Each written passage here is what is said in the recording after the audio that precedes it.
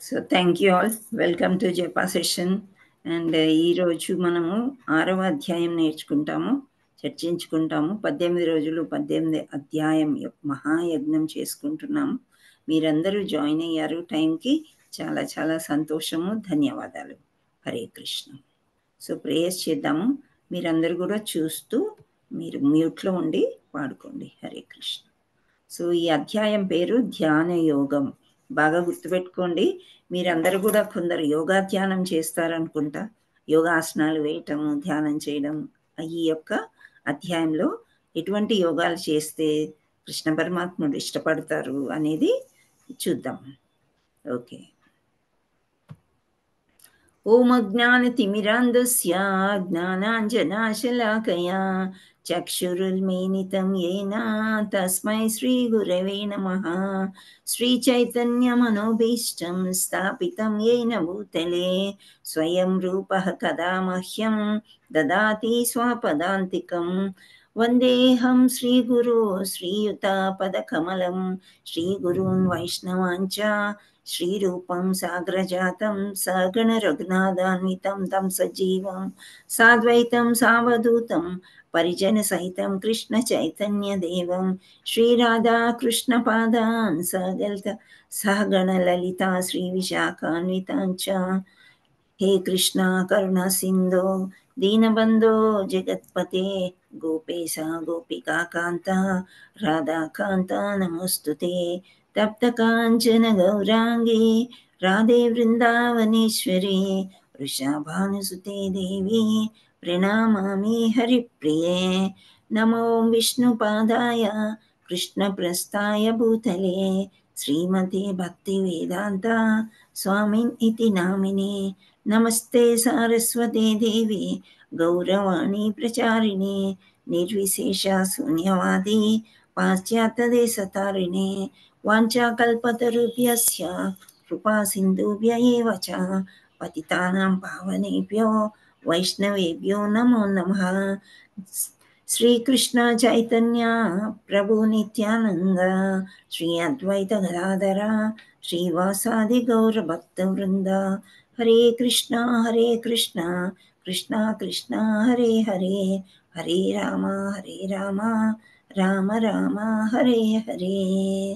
జయ జయ శ్రీ చైతన్య జయ నిత్యానంద జయ అద్వైత చంద్ర జయ గౌర భక్త వృంద. జయ జయ శ్రీ చైతన్య జయ నిత్యానంద జయ అద్వైత చంద్ర జయ గౌర భక్త వృంద. జయ జయ శ్రీ చైతన్య జయ నిత్యానంద జయ అద్వైత చంద్ర జయ గౌర భక్త వృంద. ఓం నమో భగవతే వాసుదేవాయ. ఓం నమో భగవతే వాసుదేవాయ. ఓం నమో భగవతే వాసుదేవాయ. ముఖం కరోతి వాచాలం పంగుం లంఘయతే గిరిం యత్కృపాదమహం వందే శ్రీగురుం దీనతారిణం పరమానందమాధవం శ్రీచైతన్య ఈశ్వరం.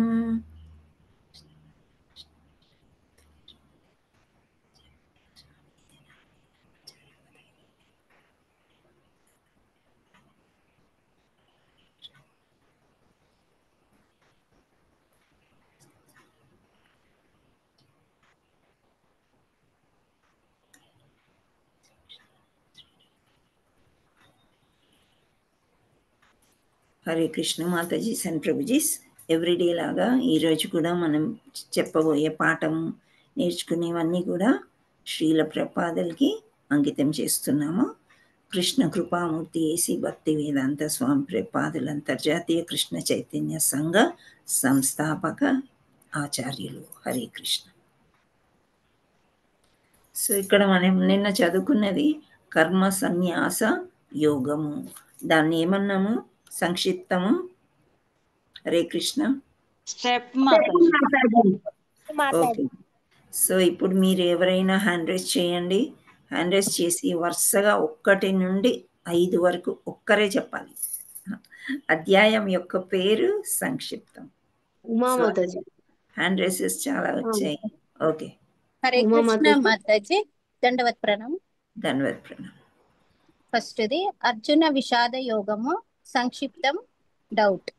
శాంతి యోగము గీతాసారము గీత 3. కర్మయోగము ట్రీ 4ది. దివ్య జ్ఞాన సన్యాస యోగము ఇయర్స్ 5. కర్మ సన్యాస యోగము స్టెప్. హరిబోల్ మాతాజీ. సెకండ్ మళ్ళీ ఒకసారి రిపీట్ చేయండి, మీరు ఏమన్నారో వింటాను. సాంఖ్య యోగము గీతాసారము Gita. Okay, thank you. Hare Krishna. Next Lakshmidevi Mataji. Lakshmidevi Mataji. Hare Krishna Mataji. చెప్పమంట మాతాజీ? చెప్పండి. అర్జున విషాద యోగము డౌట్. 2 శాంకా యోగము సమీక్ష గీతాసారము గీత. 3 కర్మయోగము సమీక్ష 3. 4 జ్ఞాన కర్మ సన్యాస యోగము సమీక్ష ఇయర్స్. 5 కర్మ సన్యాస యోగము స్టెప్. హరిబోల్ మాతాజీ. హరే కృష్ణ. హరే కృష్ణ. బబిత మాతాజీ. బబిత మాతాజీ లేదంటే పి దేవి మాతాజీ కూడా ఉన్నారు. ఓకే, బబిత మాతాజీ వచ్చారు. హరే కృష్ణ మాతాజీ.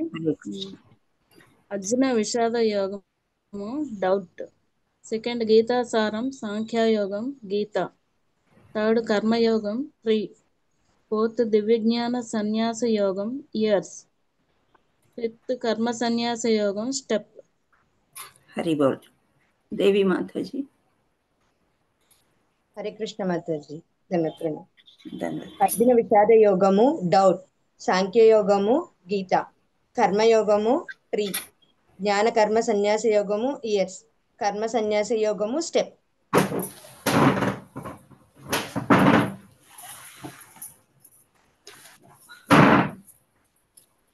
జయశ్రీ మాతాజీ రైస్ చేశారు. ఇంకా రాజేశ్వరి మాతాజీ కూడా చేస్తూనే ఉన్నారు. నెక్స్ట్ ఛాన్స్ ఇద్దాం మాతాజీ వాళ్ళకి.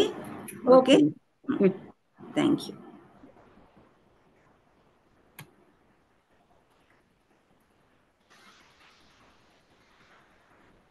Just a minute.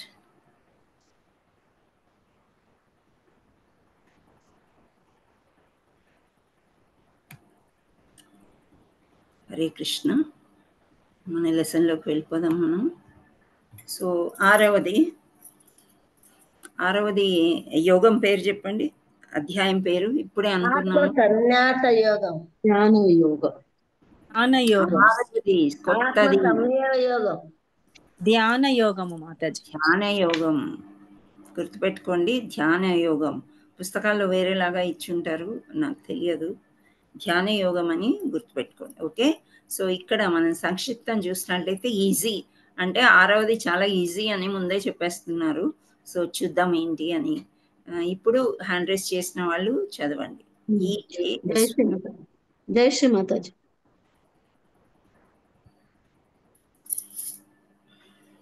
Okay, Rajeshwari Mataji. Rajeshwari Mataji. Hare Krishna. Hare Krishna Mataji. చదవండి. Easy. Enemy or friend. Enemy or friend శత్రువు లేదా స్నేహితుడు. Ashtanga yoga. Success of failure విజయము మరియు వైఫల్యం. యోగి హరిబోల్ మాతాజీ. అయితే ఇక్కడ friend or enemy enemy or ఫ్రెండ్కి ఫ్రైడే అని వచ్చింది. మీరు చక్కగా చదివేశారు, మీకు తెలుసా ముందే. Hare Krishna. Okay, anyway Haribol. So ఇక్కడ సారాంశము అంటే సంక్షిప్తం ఏ విధంగా చెప్తున్నారంటే, ఎనిమీ ఆర్ ఫ్రెండ్ అంటే శత్రువు లేదా స్నేహితుడు. అంటే మనస్సుని శత్రువు చేసుకోవచ్చా స్నేహితుడు చేసుకోవచ్చా అని మనం చూద్దాం. కృష్ణ భగవానుడు ఏం చెప్పాడు. రెండవది అష్టాంగ యోగం అంటే 8 రకాల యోగా అనేది మనం చేస్తూ ఉంటారు కదా, కొందరు చేస్తారు మెడిటేషన్ యోగా అనేది. అంటే శరీరంకి సంబంధించిన ఎక్సర్సైజెస్ అని అనుకుంటారు. సో అవి ఎలా చేయాలి, 8 రకాల యొక్క నియమాలు ఏంటి అనేది శ్రీకృష్ణ భగవానుడు 6వ చాప్టర్లో 10 నుండి 36వ శ్లోకం వరకు చెప్తున్నారు అనమాట. ఎస్ అనేది సక్సెస్ ఆర్ ఫెయిలియర్. అంటే ఈ యోగా చేయడం వల్ల మనం వైఫల్యం చెందుతామా విజయం చెందుతామా అనేది 6వ దాంట్లో ఆ యొక్క అధ్యాయంలో 37 నుంచి 45 వరకు చెప్తున్నారు. లాస్ట్ యోగి అంటే 6 నుంచి 46 47 లాస్ట్ అన్నమాట. ఈ శ్రీకృష్ణ పరమాత్ముడు ఏం చెప్తున్నాడో మనం చూద్దాం. సో ఇక్కడ శత్రువు లేదా మిత్రువు అని. సో మనస్సు యొక్క గుణం అన్నమాట. శత్రువు మిత్రువు అంటే మనస్సే బాగా చంచలమై ఉంటుంది. భగవంతుడు అంటే దాన్ని ఎలా నియంత్రించుకోవాలి అనేది మనకి చెప్తూ వస్తూ ఉన్నారు. అన్నిట్లో కూడా చెప్తూనే ఉన్నారు. మనస్సు ఇంద్రియాల మాట విన్నట్లు బుద్ధి మాట వినకుండా ఉంటే, బుద్ధి మనకు చెప్తుంది ఇది తప్పు చేస్తున్నాను. నిన్న కూడా మనం అనుకున్నాం ఇది మనం చేసేది తప్పు అని. ఎక్కడో ఒక దగ్గర బుద్ధి మనకి చెప్తుంది. చెప్పినా సరే మనము అది అంగీకరించుకోకుండా మనస్సు మాట విన్నప్పుడు తప్పటడుగు వేస్తూ ఉంటాం. అప్పుడు మనస్సు మన యొక్క ఎనిమి అవుతుంది. సో బుద్ధి మాట విన్నప్పుడు ఫ్రెండ్ అవుతుంది అనమాట. సో ఇక్కడ ఈ శ్లోకం శ్రీదేవి మాతాజీ మీరు చదువుతారు. ఎస్ మాతాజీ. హరే కృష్ణ. ధన్యవాద ప్రణామ్. శ్లోక 6. బంధురాత్మాత్మనస్తస్య ఏనాత్మైవాత్మనా జితః అనాత్మానస్తు శత్రుత్వే వర్తేతాత్మైవ శత్రువత్. హరే కృష్ణ. హరి బోల్ మాతాజీ. సో మనస్సును జయించిన వానికి మనస్సే ఉత్తమ మిత్రుడు, కానీ అట్లు చేయలేని వానికి అతని మనసే గొప్ప శత్రువు కాగలదు అని చెప్తున్నారనమాట. అంటే ఇక్కడ మిత్రుడు ఏంటి, శత్రువు ఏంటి? మన మనస్సు మనలోనే ఉందా, ఇంకెక్కడైనా ఉందా? హరే కృష్ణ. ఒక్కసారి మనం ఆలోచిస్తే మన మనస్సు మన దగ్గర ఉందా, ఇంకెక్కడైనా ఉందా? మన దగ్గరే ఉంది. మనం ఆపలేమన్నమాట. మన దగ్గర ఉన్నప్పటికీ కూడా ఆ ఇంద్రియాల యొక్క దానిలో మనం పడిపోతే ఇంద్రియాలు బాగా ఊరిస్తాయి అన్నమాట. పర్వాలేదు, చెయ్యి చెయ్యి చెయ్యి అని మనసుని అల్లకల్లోలం చేస్తూ ఉంటాయి. సో మనము ఆ మనస్సుని ఒకే ఇంద్రియాలను సంతృప్తి పరచడానికి మనసు ఇంద్రియాల మాట విన్నట్లయితే సో అలా జరుగుతుంది అని చెప్తారు. ఏమవుతుంది? మనస్సు మనకి ఎనిమి అవుతుంది. ఇక్కడ మనస్సు జయించిన వానికి మనస్సే ఉత్తమ మిత్రుడు. అంటే బుద్ధి చెప్పిన మాట విని మనస్సు జయించినప్పుడు మనసే ఉత్తమ మిత్రుడు అని చెప్తున్నారు. కానీ అట్లు చేయలేని వానికి అతని మనసే గొప్ప శత్రువుగా వర్తించును. సో ఇక్కడ మనకి చాలా చాలా ఉదాహరణలు మనం చెప్పుకున్నాము. ఏంటి అంటే కామము కోరికని రేపెత్తిస్తుంది. సో ఆ కామం తర్వాత అది తీరకపోతే మనకేమవుతుంది? క్రోధం వస్తుంది. క్రోధంతో ఏమైనా చేయవచ్చు. అప్పుడు మనస్సు మనకి అటువంటి సమయంలో శత్రువుగా పరిగణిస్తుంది అని ఇక్కడ చెప్తున్నారనమాట. సో మనము అలా కామాన్ని అణిచివేశామనుకోండి, అంటే కోరిక మోహము చెందకుండా, తర్వాత లోభము లేకుండా, ఇవన్నీ అరిషడ్వర్గ ఇవి ఉన్నాయి కదా, ఈ 6ని మనస్సు జయించింది అనుకోండి. ఎవరైనా ఏదైనా అంటారు, లేదు నువ్వు నందనవనం పూజకేమి వెళ్ళక్కర్లేదు, పద మనము వేరే మనకు పార్టీ ఉంది అక్కడ వెళ్దామని మనకి ప్రేరేపిస్తారు. ఒక్క వారం యాబ్సెంట్ అవుతే ఏం కాదు అని. కానీ అలా అని చెప్పి వాళ్ళ మాట విన్నాము అంటే అది శత్రువులాగా పరిగణిస్తుంది. దాని తర్వాత పరిణామాలు వేరేలాగా ఉంటాయి. అదే మనం పూజకి దేవుడి దగ్గరికి వెళ్ళామనుకోండి, ఆ పరిణామం వేరేలాగానే ఉంటుంది. సో మనస్సే, మన దగ్గర ఉండే మనసే శత్రువు కావచ్చు, మిత్రువు కావచ్చు, 2 రకాలుగా కూడా ఉంటుంది అని చెప్తున్నారు. సో మనకు తెలిసిన ఉదాహరణలన్నీ కూడా మనము చెప్పుకుంటూ వెళ్ళిపోతూ ఉంటే మనకి అర్థమవుతుంది. సో ఎప్పుడు కూడా మనస్సు మాట మనం వినకూడదు. దాన్ని నియంత్రించుకునే శక్తి మనం కలుగజేసుకోవాలి. ఏ విధంగా కలుగజేసుకోవాలి అనేది మనకి నెక్స్ట్ చెప్తున్నారు.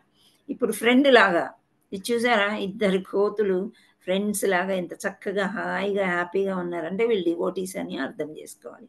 సరైన పదాన్ని అనుసరిస్తారు అంటే అది ఏ దారి, గురువుని చెప్పిన దారి చాలా చక్కని కరెక్ట్ దారి అని తెలుసుకున్నారు. మీకు అందరికీ స్క్రీన్ కనిపిస్తుందా?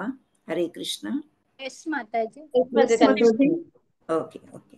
సో సరైన పదాన్ని అనుసరిస్తుందంటే మనసు Hare Krishna. So second point తీసుకున్నట్టయితే ప్రగతిశీల మరియు ఆరోగ్యకరమైన ఎంపికలు, ఇంద్రియ సంతృప్తి నుండి వైరాగ్యం. ఇప్పుడు ఇంద్రియ ఒక చిన్న ఉదాహరణ నేను చెప్తాం.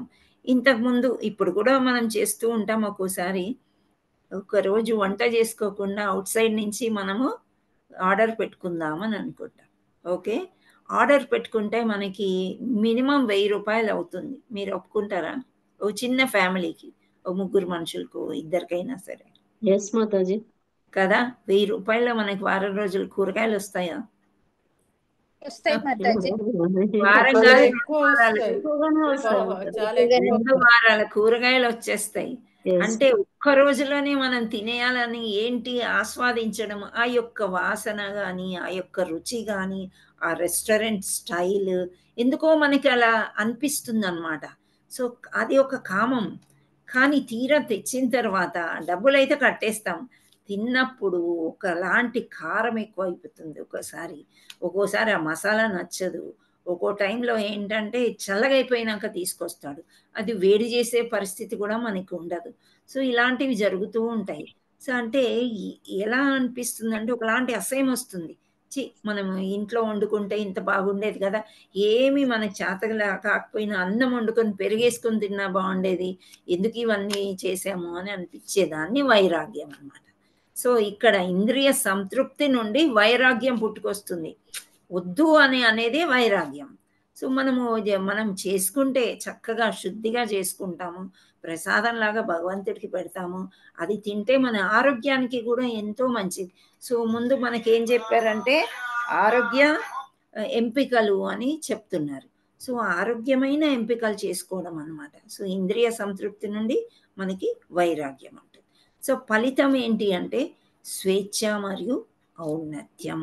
స్వేచ్ఛ అంటే ఏంటి అంటే భగవంతుడి యొక్క కార్యక్రమాలు మనం చేసుకోవడానికి మనకి ఒకలాంటి స్వేచ్ఛ అనేది కావాలి, ఒక సంతోషం అనేది కావాలన్నమాట.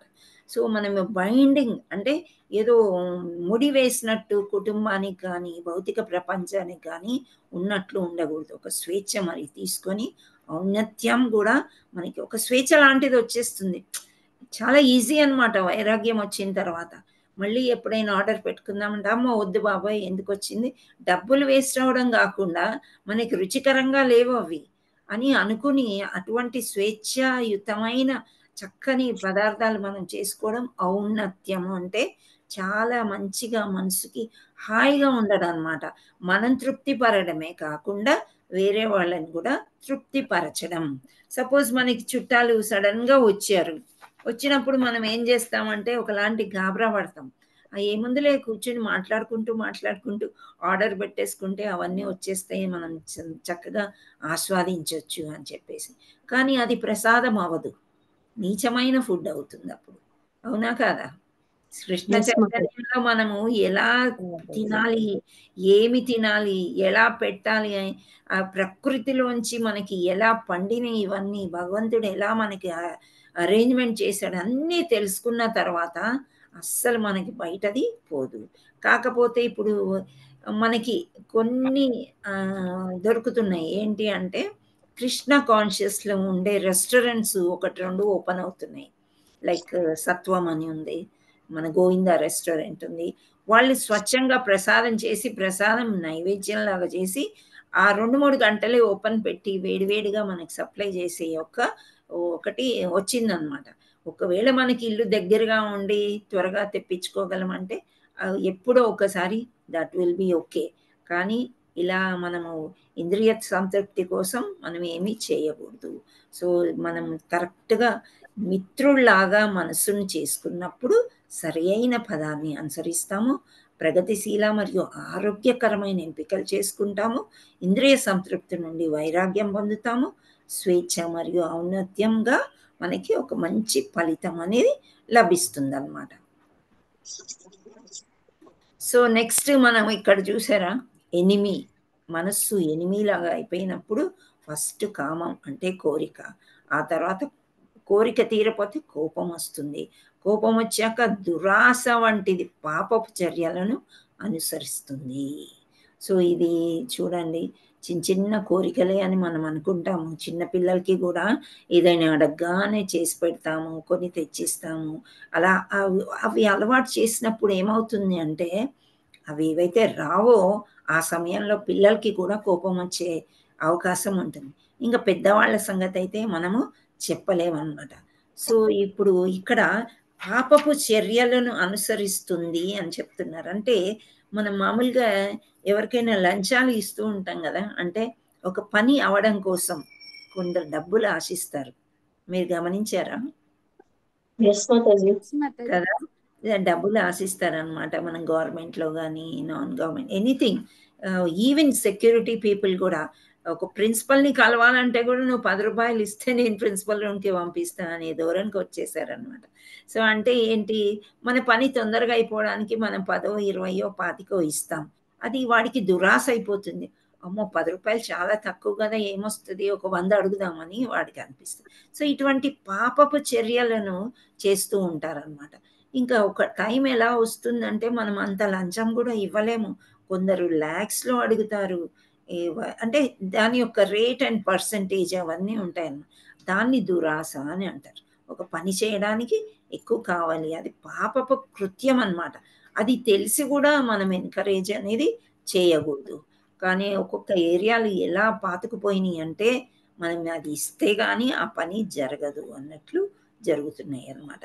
నెక్స్ట్ చిరాకు, ఆందోళన మరియు తప్పుదారి పట్టిస్తుంది. నిజమే కదా, ఏదైనా చిన్న కోరిక మనకి దొరకపోతే, ఈవెన్ బస్ స్టాండ్లో బస్సు టైంకి రాకపోతే కూడా మనకు ఒకలాంటి చిరాకు వస్తుంది. అదే మనం కృష్ణ కాన్షియస్లో ఉన్నట్లయితే, నాకు ట్రాఫిక్ జామ్ అయితే చాలా సంతోషం, ఇంకో మాల చేయొచ్చు, ఇంకో మాల చేయొచ్చు, రకరకాల మనుషుల్ని కనిపిస్తూనే ఉంటారు చుట్టూ, ఏమి ఆందోళన ఉండదన్నమాట. ఎప్పుడు చేతిమాల చేతిలో ఉంటుంది, లేదా రింగు ఉంటుంది మనకి. సో ఈవెన్ దర్శనం కూడా లేట్ అయినా కానీ అక్కడ మనం కీర్తన చేస్తూనే ఉంటాం, ఒకవేళ గ్రూప్లో ఉండుంటే. సో మనకి ఎటువంటి బాధ, చిరాకు అనేది ఉండదు, మనసులో ఆందోళన కూడా ఉండదన్నమాట. మరియు అది తప్పుదారి పట్టి ఎనిమిలాగా ఉన్నట్లయితే తప్పకుండా చిరాకు వస్తుంది. వేరే వాళ్ళని తోసుకుంటూ వెళ్ళిపోయి ఆందోళన చేసుకొని వాళ్ళే ముందుకు వెళ్ళిపోవాలని అలా ఆలోచిస్తూ ఉంటారు. సో అది తప్పు అనేది మనం కూడా చూస్తూ ఉంటాం కదా, ట్రాఫిక్ జామ్ అయితే ఆ పక్క నుంచి ఈ పక్క నుంచి త్వరగా వెళ్ళిపోవడము, క్రాస్ అయ్యి వెళ్ళిపోవడం ఇలాంటివి. సో వాళ్ళందరికీ ఏంటి, చిరాకు, ఆందోళన వల్ల తప్పుదారిలో వెళ్తూ ఉంటారు.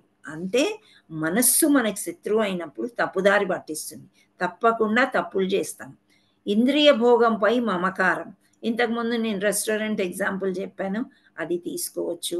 లేదా ఒక కాస్ట్లీ సెల్ ఫోన్ కావాలని, ఒక కాస్ట్లీ కార్ కావాలని, ఒక బంగ్లా కావాలని, ఇవన్నీ మనకి ఆందోళనే ఇస్తుంది తర్వాత, కానీ సంతోషం అనేది రాదు. ఫలితం ఏంటి, పతనం అయిపోవడం మరియు బంధం అయిపోవడం.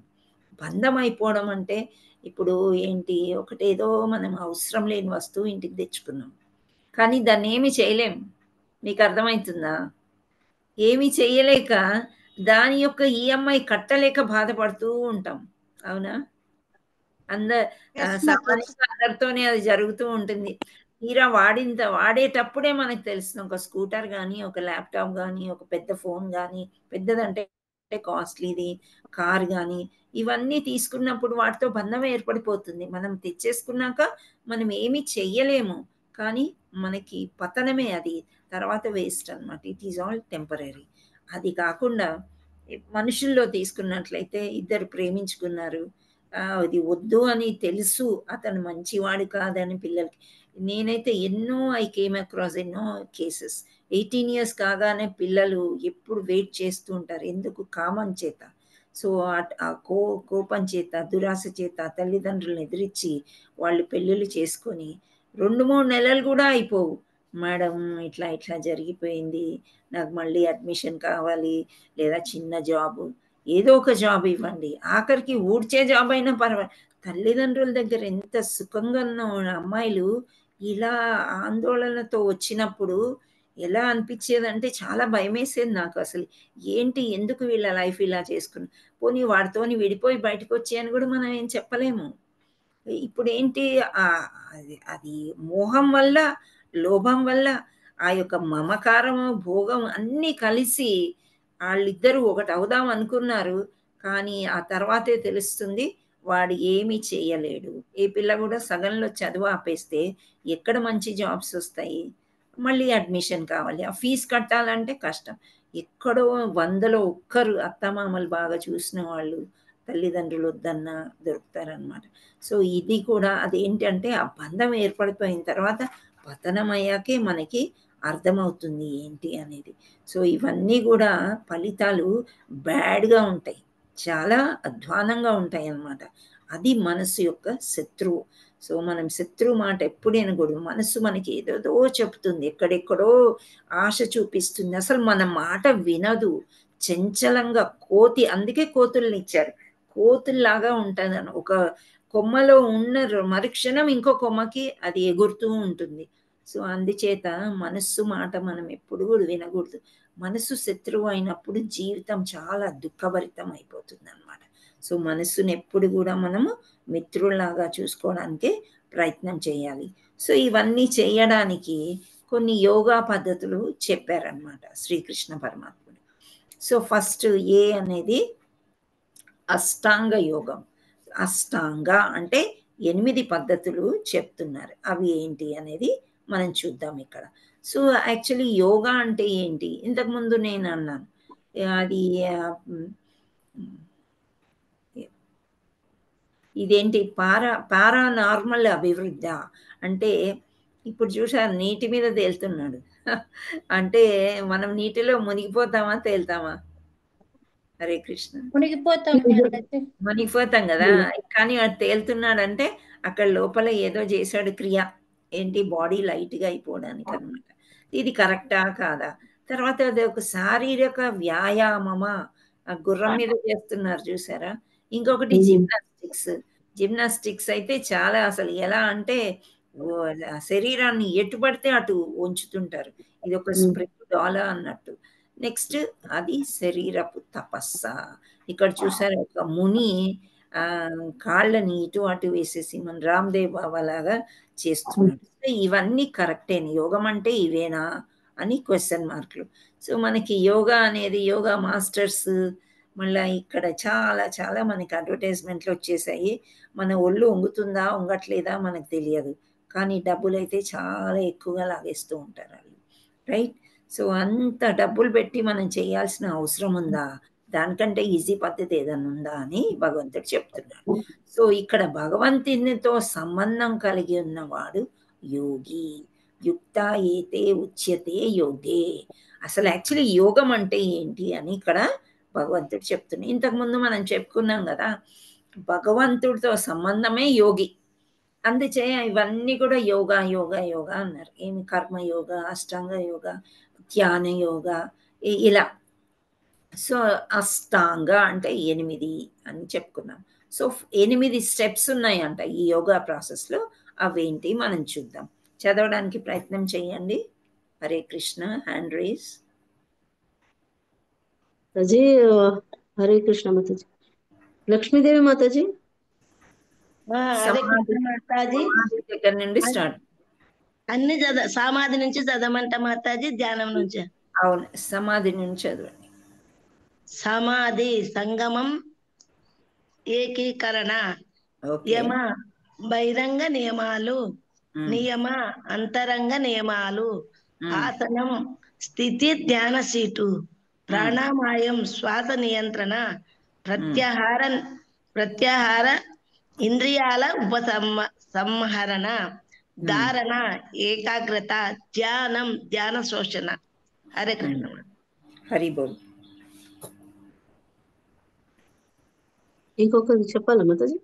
ఇంకొకరు చెప్పండి. అరుణ మాతాజీ. హరే కృష్ణ. హరే కృష్ణ మాతాజీ. హరే కృష్ణ.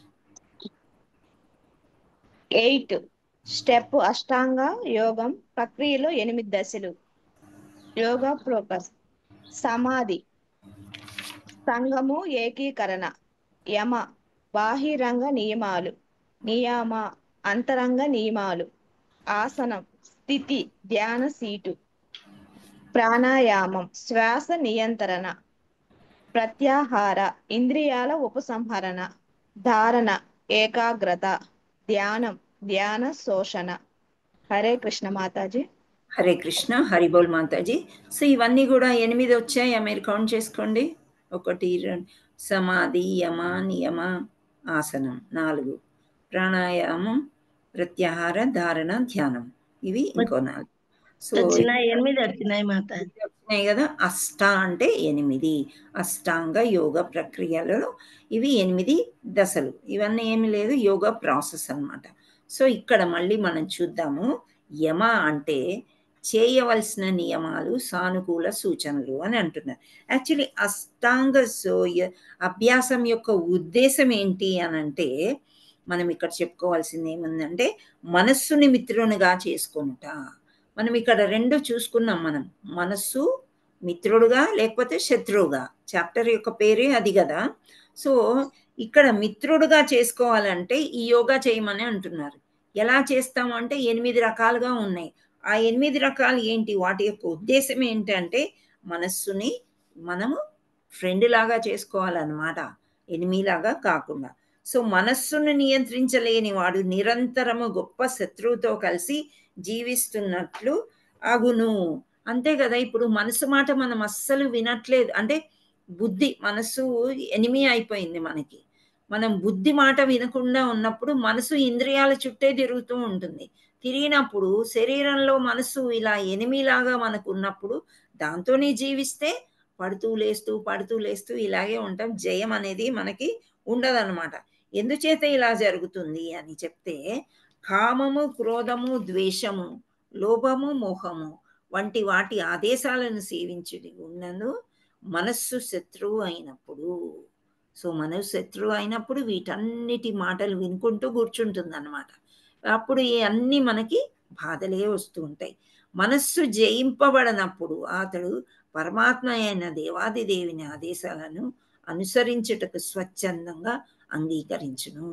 సో మనస్సు జయింపబడినప్పుడు అంటే ఎప్పుడైనా మనస్సు బుద్ధి చేత మాట విన్నప్పుడు, అంటే ఆ కృష్ణ పరమాత్ముడు ఉన్నాడు, కృష్ణ పరమాత్ముడు యొక్క లీలలు చదవండి, లీలలు వినండి, శ్రవణం, కీర్తనం, వందనం, దాస్యం ఇవన్నీ చేయమని చెప్పినప్పుడు మనస్సు వినింది అనుకోండి, అప్పుడు ఏమవుతుంది, పరమాత్ముడు ఆదేశాలన్నీ కూడా స్వచ్ఛందంగా అంగీకరిస్తుంది అని చెప్తున్నారు. సో ఇది అష్టాంగ యోగ యొక్క ఉద్దేశం అన్నమాట. ఇప్పుడు ఈ రకాలు ఎలా ఉన్నాయి అని అంటే, యమ అంటే చేయవలసిన నియమాలు, సానుకూల సూచనలు. అంటే కొన్ని నియమాలు ఉన్నాయి అన్నమాట.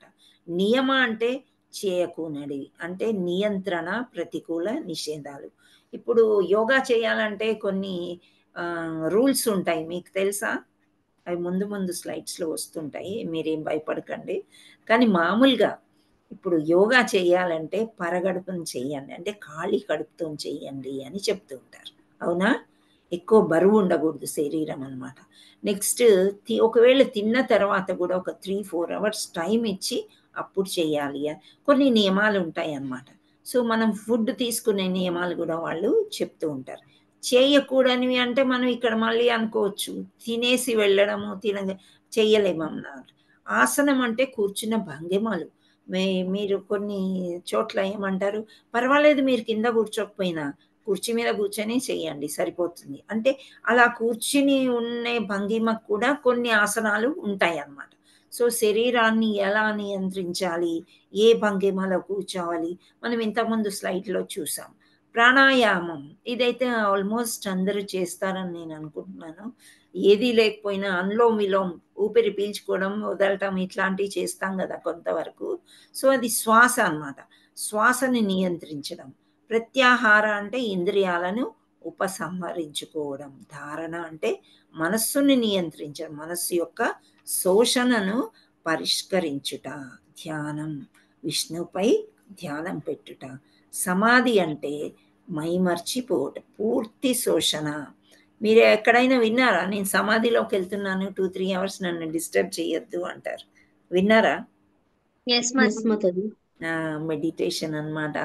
ఆ మెడిటేషన్ ఏంటి, తలుచుకొని తలుచుకొని తలుచుకొని ఎక్కడికో లోపలికి పోతున్నామని అంటారు.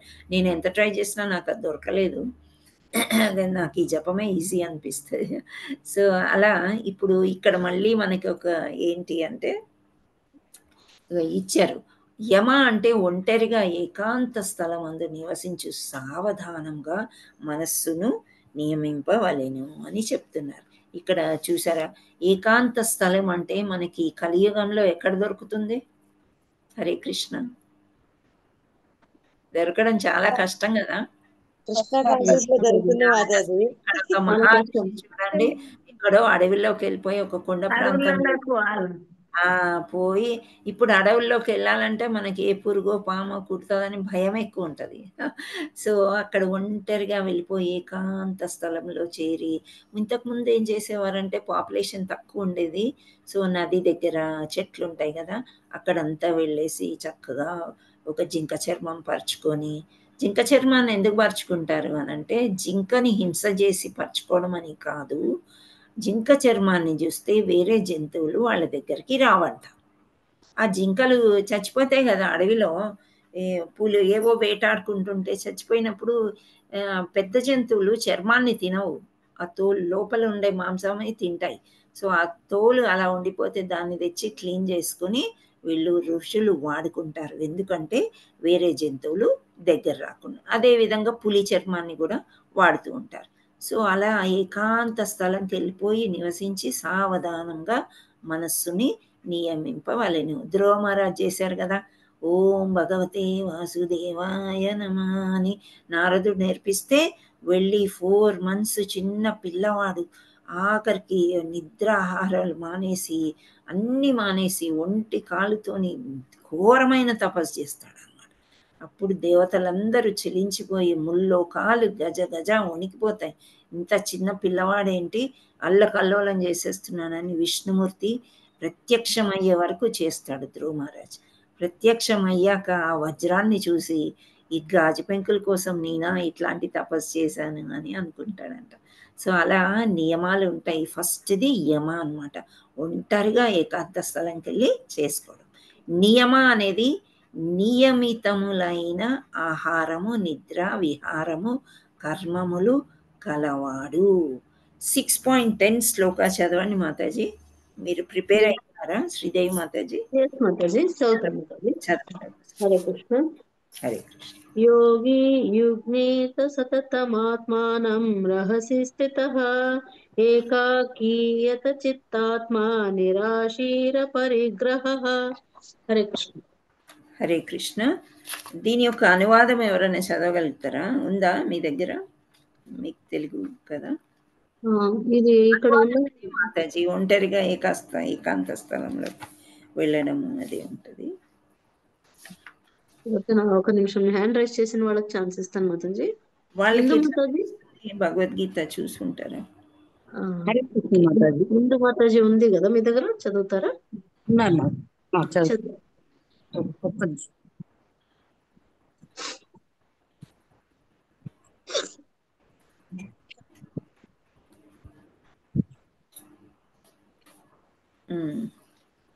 చదువుతున్నాం. చదవండి. యోగి సర్వదా తన దేహాన్ని, మనస్సును, ఆత్మను భగవంతుని సంబంధంలోనే నియోగించాలి. అతడు ఏకాంత ప్రదేశములో ఒంటరిగా జీవిస్తూ ఎల్లప్పుడూ జాగ్రత్తగా మనస్సును నిగ్రహించాలి. అతడు కోరికల నుండి స్వాధీనంలో ఉంచుకోవాలనే భావన నుండి విడివడి ఉండాలి. హరి బోల్ మాతాజీ. సో ఇక్కడ కూడా అదే ఇచ్చారనమాట. ఏకాంత స్థలానికి వెళ్ళి సావధానంగా, అంటే ఇప్పుడు గాజుల గాజుల సౌండ్ వచ్చేసింది, ఒక పాము బుసగొడుతున్నట్లు ఏవేవో సౌండ్లకి వాళ్ళు పెద్దగా ఉండకూడదు. అంటే జాగ్రత్తగా ఉండాలి, కానీ ఎప్పుడు డిస్టర్బెన్స్గా మనసును పెట్టుకున్నట్లయితే తపస్సు చేయలేరు.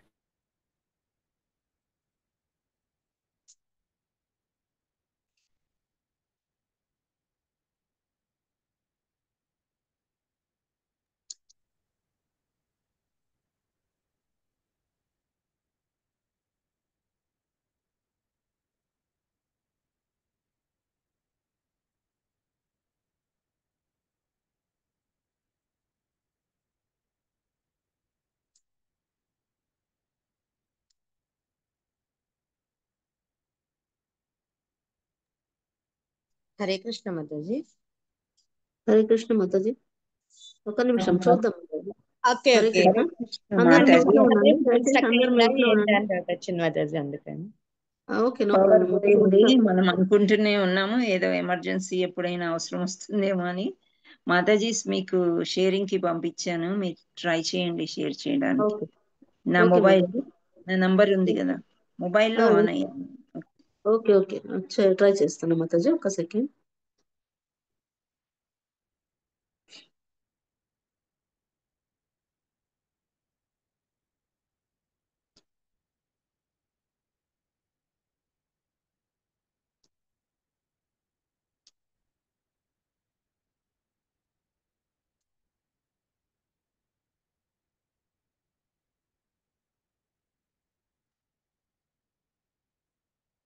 హరే కృష్ణ మాతాజీ. హరే కృష్ణ.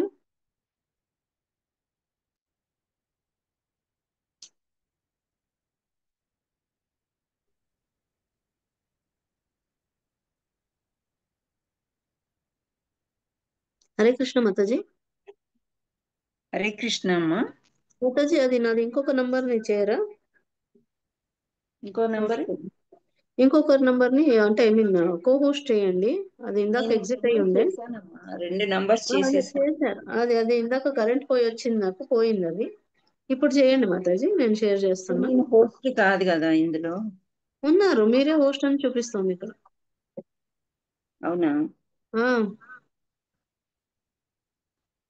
ఓకే, ఇందులోనే ట్రై చేస్తాను. కొంచెం మ్యూట్ అన్మ్యూట్ ఒకటి చూసుకోవాలి, ఎందుకంటే ఇక్కడ షేర్ చేసేటప్పుడు ఇది అవుతుంది అనేసి చూస్తున్నా మాతాజీ. పంపిస్తాను, వాళ్ళని అడుగుతారా? పంపించేస్తున్నా. వస్తుందా? Okay.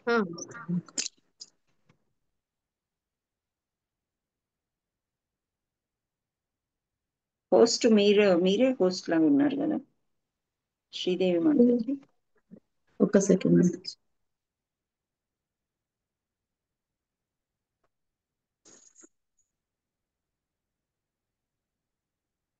Sorry Matajis and Prabhujis, మీ దాంట్లో సౌండ్ ఇందాక రాలేదు, ఇప్పుడు వస్తుంది అంటారా? సౌండ్ అవసరం లేదు కదా మాతాజీ మనకి. ఇప్పుడు అవసరం, అసలు స్లైడ్ లో అవసరం లేదు. కరెక్ట్. చూడండి మాతాజీ, మనం ఇక్కడ వస్తుంది కదా. మీరు వస్తుంది, స్లైడ్ రాలేదు. ఒక్క నిమిషం. వస్తుంది కదా మాతాజీ, కనిపిస్తుంది. రైట్, వచ్చింది మాతాజీ. Thank you. ఇక్కడ ఉన్నాం కదా మాతాజీ, ఇది అయిపోయింది. ఇంకా యమా నెక్స్ట్. నెక్స్ట్ ఇదేనా? ఇదే మాతాజీ. ఓకే.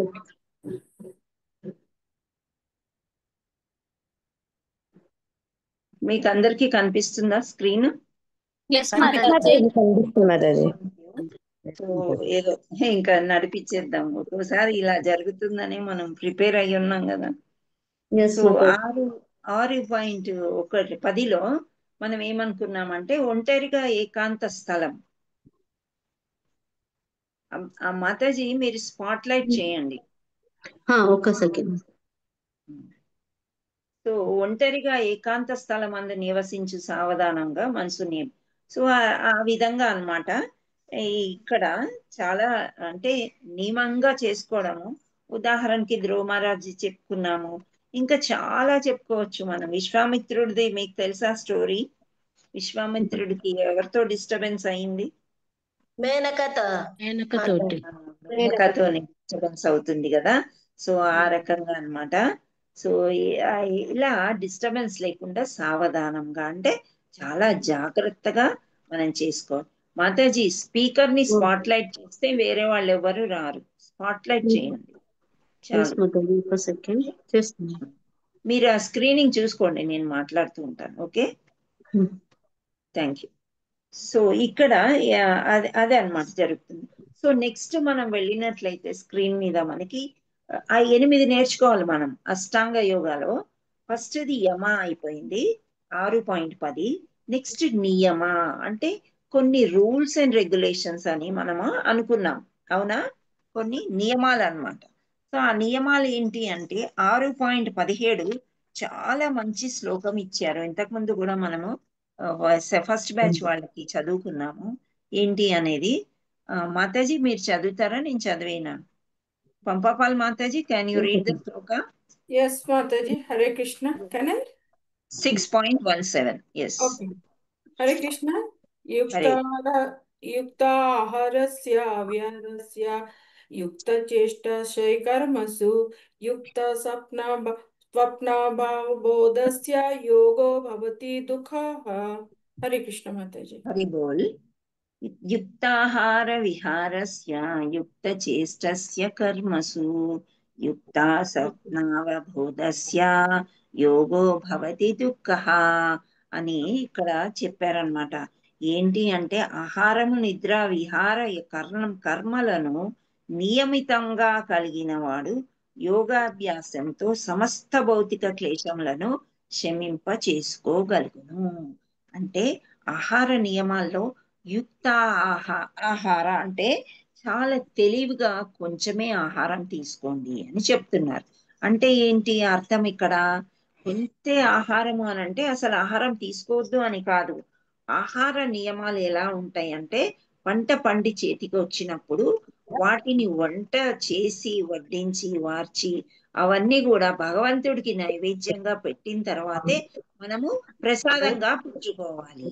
ఇది ఒక నియమం, కంపల్సరీ అన్నమాట. కృష్ణ కాన్షియస్ లో ఉన్నా లేకపోయినా భగవంతుడు ఇచ్చిన నియమం ఆహారం. సో యుక్తాహారం. తర్వాత యుక్త చేష్టస్య కర్మసు అని అన్నారు. అంటే హరిబోల్. మాతాజీ ఒక్క సెకండ్ మాతాజీ. వేరే వాళ్ళు చూసుకోండి అమ్మా. హరే కృష్ణ. హోస్ట్ చేస్తాను మాతాజీ, కో హోస్ట్ చేస్తున్నా. ఒక్క సెకండ్. వాళ్ళందరికీ ఆ పవర్స్ పోయినట్టున్నాయి కదా. ఓకే ఓకే, మాట్లాడకుండా ఉంటే సరిపోతుంది. Right, Yes, thank Mataji. You. Pampapal Mataji, I made you co host. So ఇక్కడ మనము నియమితంగా ఆహారం తీసుకున్నప్పుడు ఏమవుతుంది అంటే మనకి పౌష్టికంగా చక్కగా ఉంటాం. లేదు మనం ఎక్కువ తినేసాం అనుకోండి, ఏమవుతుంది? మనకి కావలసిన దానికంటే ఎక్కువ తిన్నాం, అప్పుడు ఏమవుతుంది? ఆయాసం ఆయాసం, కడుపు నొప్పి రావచ్చు, ఇంకేదన్నా. సో ఇట్లాంటివి వచ్చినప్పుడు మనం ఏమైనా నిన్న రాత్రి బాగా ఎక్కువ తిన్నాం, ఈ రోజు మనకి హెల్త్ బాగోలేదు, మన కర్మ అని అనుకోవచ్చా? పూర్వజన్మ కర్మ అని అనుకోవచ్చా? లేదు మాతాజీ. ఈ విషయంలో అలా అనుకోలేమన్నమాట. సో ఇక్కడ ఈ నియమాల్లో మళ్ళీ చెప్తున్నారు ఏంటంటే ఆహార నియమాలు చాలా చక్కగా పాటించాలి, ప్రసాదమే పుచ్చుకోవాలన్నమాట. అదే విధంగా ఎక్కువ నిద్రపోవడం తామస గుణం అవుతుంది అన్నమాట. చాలా ఎక్కువగా నిద్రపోకూడదు అని చెప్తున్నారు. ఎక్కువ నిద్రపోయినప్పుడు మనకేమవుతుంది? బద్ధకం వస్తుంది. ఒక్క పావు గంట నేను పడుకొని లేచిపోతాను అని మనం అనుకుంటాం, కానీ ఆ పావు గంట పోయి ఇంకేమవుతుంది మనకి? ఇంకా ఎక్కువ ఎక్కువ నిద్ర వస్తూనే ఉంటది కదా. సో తామస గుణంలోకి వెళ్ళిపోతాం.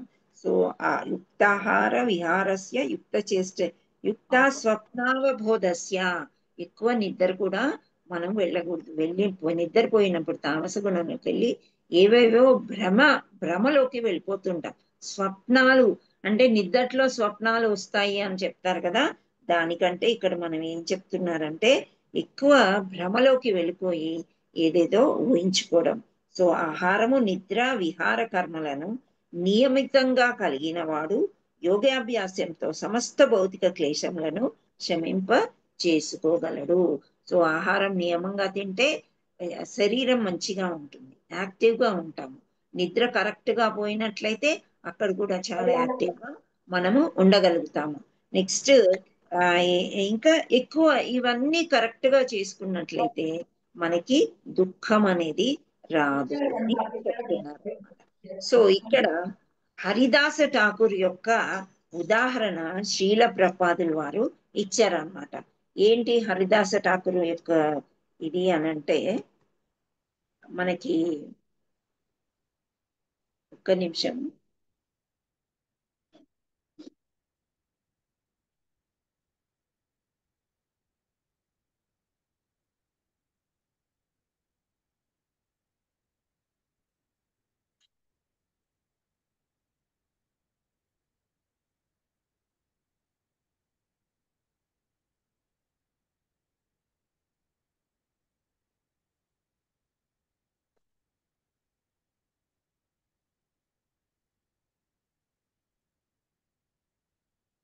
నాకు కొంచెం కరెంట్ డిస్టర్బ్ చేస్తుంది, ఒక్క నిమిషం ప్లీజ్ సార్.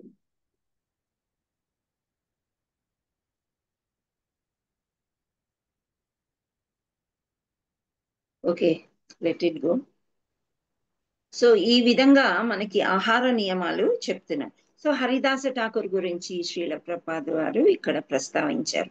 ఏమంటున్నారంటే ఆయన 192 రౌండ్లు జపం చేసే వరకు ఆహారం తీసుకునేవారే కాదంట.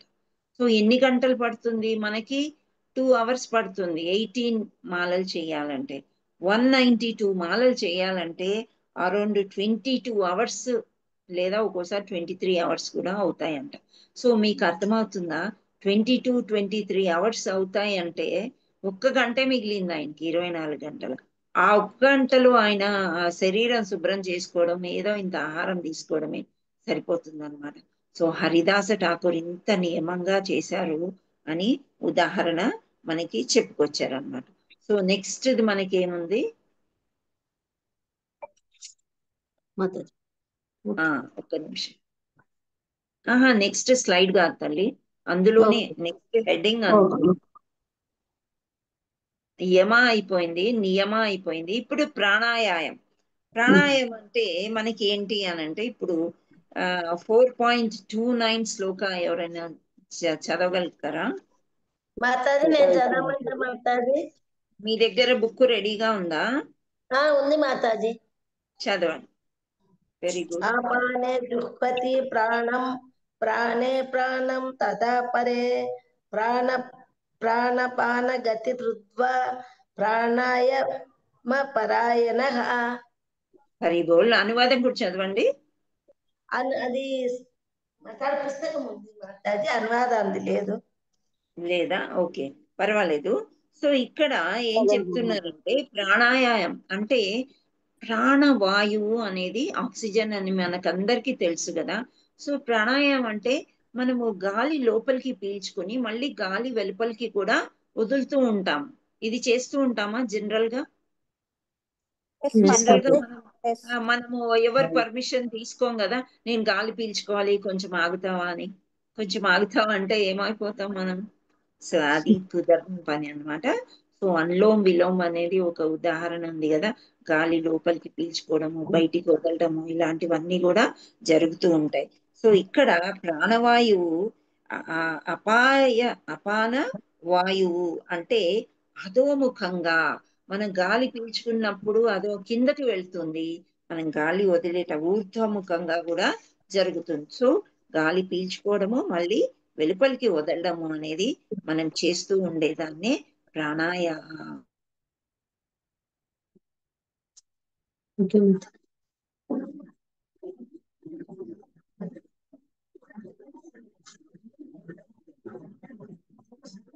హరే కృష్ణ మాతాజీ.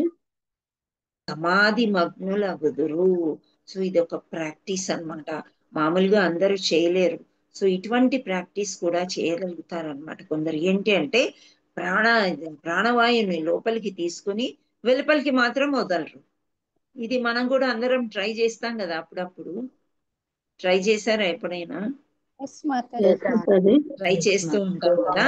సో అంటే బాగా ప్రాక్టీస్ చేసినప్పుడు ఏమవుతుందంటే ఆ ప్రాణవాయువుని లోపల ఉంచగలిగి ఆ లోపలే తిప్పుతూ ఉంటారు ఇటు అటు ఇటు అటు. మీరు ఏమైనా చూసుంటే యోగా ప్రాక్టీస్ ఎవరు రామ్దేవ్ బాబా యొక్క చర్యలన్నీ నేను చేసుకుంటాను మాతాజీ ప్రాణాయామం. పొట్టని ఇటు అటు అటు ఇటు తిప్పుతూ ఉంటాడు కదా గాలిని నిలిపేసి. సో అలా అన్నమాట, దాన్ని ప్రాణాయామం అని అంటారు. ఇది మూడవది. నెక్స్ట్ ఏమనుంది? స్లైడ్ ఆసనం. సో నెక్స్ట్ కి మనం వచ్చేసరికి ఆసనం అని వస్తుందన్నమాట. సో ఈ ఆసనం అంటే ఏంటి? కుశాగ్రాసము పరిచి దాని జింక చర్మము మరియు వస్త్రంతో కప్పవలెను. అట్టి ఆసనము అతి ఎత్తుగా లేదా అతి కిందగాను ఉండక పవిత్ర స్థానంలో ఏర్పాటు కావలెను. శరీరంను మెడను శరీరం యొక్క సమం కలిపి దృష్టిని నాసికాగ్రం కేంద్రీకరింపవలెను. ఆ విధంగా కలతనొందినటువంటి నియమిత మనస్సుతో భయమును వీడి బ్రహ్మచర్యంను పాటించు యోగి ఎనవాడు నన్నే ధ్యానించును. సో ఇక్కడ మనం ధ్యాన ముద్రలో ఒక ఋషిని చూసాం కదా, అదే ధ్యానం చెయ్యాలంటే ఏ విధంగా చేయవచ్చు అని అడుగుతున్నారు. ఎలా చేస్తాము అని అంటే, ఇక్కడ ఎలా చేసుకోగలము అని అంటే, ఒక కుశాగ్రాసం అంటే ఒక గడ్డి, ఒక రకమైన మంచి సువాసన వచ్చే గడ్డి మెత్తగా కూడా ఉంటుంది, దాంతో ఒక చాపలాగా అల్లుకుంటారు. ఆ చాప మీద ఒక మంచి బట్ట వేసి దాని మీద జింకపు చర్మం వేసుకుని నిటారుగా కూర్చుంటారంట ఆసనం. ఇప్పుడు మనం పూజ చేసేటప్పుడు కూడా చూడండి, భక్తి ఎలా అయితే మనము దేవుణ్ణి పెడతాం కదా, మన ఆల్టర్ అని అంటాం, అంటే మన దేవుడి గూడు అనుకోవచ్చు, దేవుడి రూమ్ అనుకోవచ్చు, గట్లు అవన్నీ చేయించుకుంటాం కదా. దేవుడు మరీ కిందకి ఉండి మనం పైన కూర్చోవడం అనేది తగదు పూజ చేసేటప్పుడు. సో అలా మరీ పైకి కూడా పెట్టకూడదు దేవుణ్ణి, ఆకర్షణ శక్తి అంతా పైకి వెళ్ళిపోతున్నాడు. మరీ కింద భూమిలో ఒక చిన్న పీట వేసి కూడా పెట్టకూడదు. సమంగా మనకి కరెక్ట్ గా దేవుణ్ణి ఎలా అయితే పెట్టుకుని, అలాగే మనం కూడా నిటారుగా చక్కగా భగవంతుడి ధ్యానం కోసం కూర్చుంటున్నాం కాబట్టి మరీ ఎత్తులో కాకుండా మరీ పల్లంగా కాకుండా చక్కగా ఆసనం వేసుకుని కూర్చుని స్ట్రెయిట్ గా ఉండాలంటారు. ఎందుకు స్ట్రెయిట్ గా ఉండాలో ఏదైనా ఒక కారణం ఉందా? మీకేమైనా తెలుసా? మీకు తెలిస్తే చెప్పండి. ఎందుకని మనం స్ట్రెయిట్ గానే ఉండాలి? హరే కృష్ణ. మనకు నిద్ర రాకుండా ఉంటుంది స్ట్రేట్ గా ఉంటే. ధ్యానం మీద ధ్యాస కుదురుతుంది మాతాజీ స్ట్రైట్ గా ఉంటే. మనము పీల్చినప్పుడు గాలి ఏ ఆటంకం లేకుండా మనం ప్రసరించడానికి వీలుగా ఉంటుంది. మన స్పైన్ అంటే మనము ఒకటి రెండు బొమ్మల్లో మనం చూసినట్లయితే మనకి నాడీ వ్యవస్థ ఇలా స్ట్రెయిట్ గా ఇలా రౌండ్ రౌండ్ రౌండ్ గా మీరు చూసి ఉంటారు కదా, చక్రాలు ఉంటాయి. చక్రాలు. ఎస్. సో ఈ నాడీ వ్యవస్థ అనేది స్ట్రెయిట్ గా బ్రెయిన్ వరకు కూడా మనకి వెళ్తాయి అన్నమాట చక్రాలు. సో ఆ చక్రాలన్నీ కూడా సరిగ్గా పనిచేయాలి అంటే మనం ఇలా వంగామనుకోండి, ఆ చక్రం వరకే వచ్చి ఆగిపోతుంది. అలా నిటారుగా చక్కగా కూర్చున్నాం అనుకోండి, మనం తీసుకునే ఆ శ్వాసక్రియలు, మన యొక్క కాన్సన్ట్రేషన్ అంతా కూడా బ్రెయిన్ వరకు చక్కగా వెళ్ళి పనిచేస్తుందని అలా నిటారుగా కూర్చోవాలి అని చెప్తూ ఉంటారు. మామూలుగా కూడా సిట్ స్ట్రెయిట్ అని పిల్లల్ని మనం చిన్నప్పుడు అంటూ ఉంటాం. మీరు అంటారో లేదో తెలియదు కానీ స్కూల్స్ లో పిల్లలు అలా వంగిపోయినా ఏదైనా చేస్తే ఫస్ట్ యూ సిట్ స్ట్రెయిట్ అని అంటాం కదా, కూర్చోబెడతాం. మేము చిన్నప్పుడు అయితే ఎలా ఉండేదంటే స్టాండ్ సిట్ అనేది ఏదో అలా నేర్పించేవారు అనమాట. అలా చేసుకునేవాళ్ళు. సో అందుచేత మనము చాలా అంటే ఎలా అంటే నియమం, కూర్చోవడంలో కూడా నియమితంగా ఉండాలి అని చెప్తూ ఉంటారు. సో అలా అప్పుడు ఫోకస్ కూడా పెరుగుతుంది అని విన్నాను. కరెక్ట్ కదా మాతాజీ? ఎస్.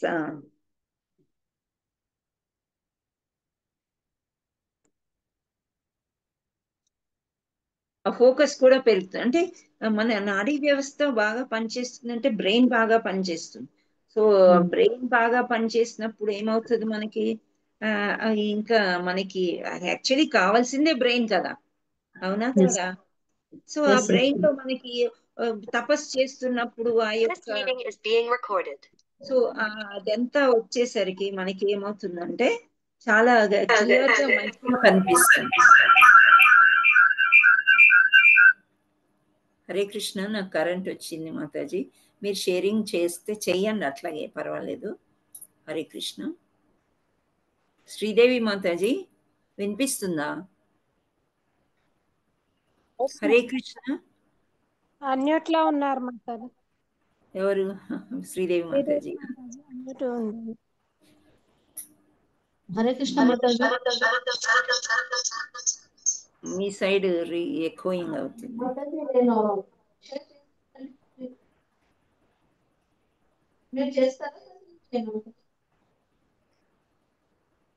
మీరు షేర్ చేస్తారా? ఎండ్ చేస్తారా? మీ ఇష్టం మాతాజీ, మీరు షేర్ చేసినా నాకేం ప్రాబ్లం లేదు. Okay, you continue. ఓకే, నా వాయిస్ వినిపిస్తుంది అందరికి? ఎస్ మాతాజీ. ఓకే. సో మనము మళ్ళీ బ్యాక్ వచ్చాము. సతాయిస్తుంది. నిన్న ఈవినింగ్ నుంచి మాకు నైట్ అంతా కూడా ఈ ఏరియాలో అసలు అట్లా జరగదు. ఏదో జరిగింది. సో ఇక్కడ మనకి యుక్తాహార పోయం ఆసనం గురించి మనం చెప్పుకుంటున్నాం కదా. సో ఆసనము ఈ విధంగా మనం వేసుకుని అంటే అలా ఉండాలి. సో భయం వీడి బ్రహ్మచర్యము పాటించుచు యోగి అనువాడు నన్నే ధ్యానించును. సో యోగి అంటే భగవంతుడికి దగ్గరగా ఉండడము అని చెప్పేసి. సో ఆ యోగి అతన్ని అంటే కృష్ణుణ్ణి ఎలా ధ్యానిస్తారు అంటే ఈ పక్కన మనకి బొమ్మ కనిపిస్తుంది కదా, అలా కూర్చుని అలా ఆసనం వేసుకుని ధ్యానిస్తూ ఉంటారు అని. ఆ చూపు కూడా మనం అరకళ్ళు అని చెప్తారు. కళ్ళు సగమే మూసుకోవాలంట, పూర్తిగా కాకుండా సగం మూసుకొని ఇక్కడ మనము బొట్టు పెట్టుకునే స్థలం ఉంటుంది కదా, అక్కడ కాన్సన్ట్రేషన్ చేస్తూ మనం చక్కగా నిటారుగా కూర్చుని తపస్సు చేయాలి అని చెప్తున్నా. నాసికాగ్రం పై కేంద్రీకరించవలను అని చెప్తున్నారు. సో ఆ విధంగా కలతనొందరు వంటి నియమిత మనసుతో భయమును వీడి బ్రహ్మచర్యము పాటించు యోగి అయిన వాడు నన్నే ధ్యానించును అని చెప్తున్నారు. Next slide Mataji. హరే కృష్ణ. ప్రత్యాహారం అంటే నియమిత మనస్సు కలవాడై భౌతిక స్థితి నుండి విరమింపవలెను. అంటే మనం తపస్సు చేసుకునేటప్పుడు భౌతిక ఆలోచనలు ఏమీ రాకూడదు అనమాట. రాకుండా ఉండాలనే ఇవన్నీ చేస్తున్నారు. సో మళ్ళీ కూడా భౌతిక ఆలోచనలు వచ్చాయంటే తపస్సు బ్రేక్ అయిపోతుంది అనమాట. సో మళ్ళీ మొదటి నుంచి మళ్ళీ చేయవలసి అవసరం వస్తుంది. సో నెక్స్ట్ది ధారణ అంటున్నారు. ధారణ అంటే మనోకర్మలన్నిటినీ నియమించి విషయ కోరికల రహితమైన ఆధ్యాత్మిక స్థితి అందు నిలుపును. సో ఆధ్యాత్మిక స్థితి, ఇప్పుడు మనం తపస్సు ఎందుకు చేసుకుంటున్నాము? ఏదో ఒక భగవంతుడి కోసం చేసుకుంటున్నాము. హిరణ్యకశిపుడు ఎందుకు తపస్సు చేశాడు? హరే కృష్ణ. ఎవరు చంపొద్దని, మనిషి ఆయనకు అసలు చావే ఉండకూడదని ఎవరిని ప్రార్థిస్తాడు? శివుణ్ణి, మాతాజీ, బ్రహ్మని ప్రార్థిస్తాడు, బ్రహ్మదేవుణ్ణి ప్రార్థిస్తాడు అనమాట. సో శివుణ్ణి ప్రార్థించేది భస్మాసురుడు. చాలామంది శివుణ్ణి, రావణాసురుడు కూడా శివుణ్ణి ప్రార్థిస్తాడు. సో ఆ విధంగా ఒక భగవంతుడిని నియమిత పద్ధతిలో ఆరాధించడం అన్నమాట.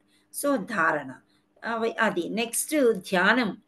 గాలి లేని చోట ఉన్న దీపం నిశ్చలంగా ఉండు రీతి నిగ్రహించబడిన మనస్సు గల యోగి తన పరతత్వ ధ్యానమున సదా స్థిరుడై ఉండును.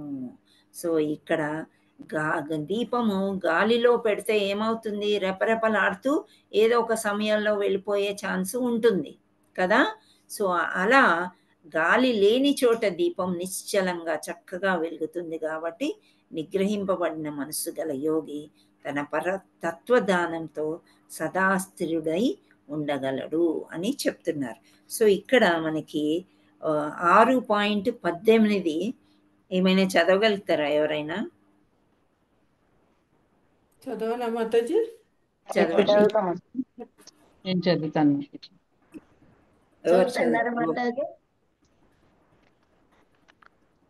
నేను చదువుతున్నాను మాతాజీ. చిత్తం ఆత్మన్యేవావతిష్ఠతే నిస్పృహ సర్వకామేభ్యో యుక్త ఇత్యుచ్యతే సదా. హరే కృష్ణ మాతాజీ. హరే కృష్ణ. మీరు ఇది చదవండి, అనువాదం. 6.18 చదివారు కదా. హరే కృష్ణ మాతాజీ. అనువాదం ఎవరు లేకుంటే నేను చదువుతా మాతాజీ. లక్ష్మీదేవి మాత. మీరు ఉండండి లక్ష్మీదేవి మాతాజీ. నేను ఎవరికి చదివారు అని అడిగాను వాళ్ళని. ఎవరు చదివారు ఇంతకుముందు? సబితా ఘోష్. నేను చదివాను. నా దగ్గర అనువాదం లేదు మాతాజీ. మీకు అనువాదం లేదు కదా. ఓకే ఓకే, పర్వాలేదు. సో 18వ చదివారా మీరు? 18. ఓకే. యోగాభ్యాసం చదవండి మాతాజీ. అనువాదం. హరే కృష్ణ. హరే కృష్ణ. హరే కృష్ణ మాతాజీ. దండవందనం. యోగాభ్యాసము ఆ, ద్వారా యోగి తన మనోకర్మలన్నింటినీ నియమించి విషయ కోరికలను రహితమైన ఆధ్యాత్మిక స్థితి యందు నిలిచినప్పుడు యోగమునందు స్థిరుడైనట్లుగా చెప్పబడును. హరే కృష్ణ. హరిబోల్ హరిబోల్ మాతాజీ.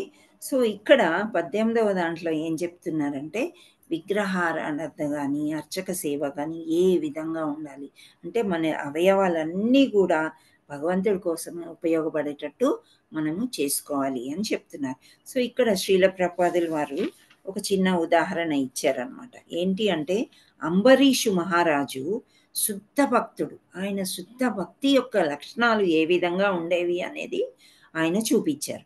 సో ఇక్కడ అర్చక సేవ ధారణ అంటే ఏంటి అంటే అర్చక సేవ విగ్రహారాధన అన్నమాట.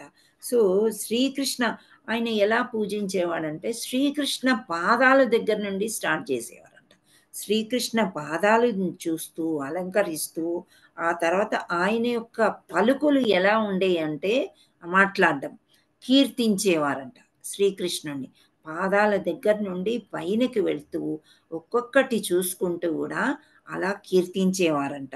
ఆయన హస్తములు ఎలా చేసేవి అని అంటే మందిరం యొక్క శుభ్రం పరచడానికి మాత్రమే అంబరీషు మహారాజు ఆ హస్తాల్ని ఆయన చేతుల్ని వాడేవారంట.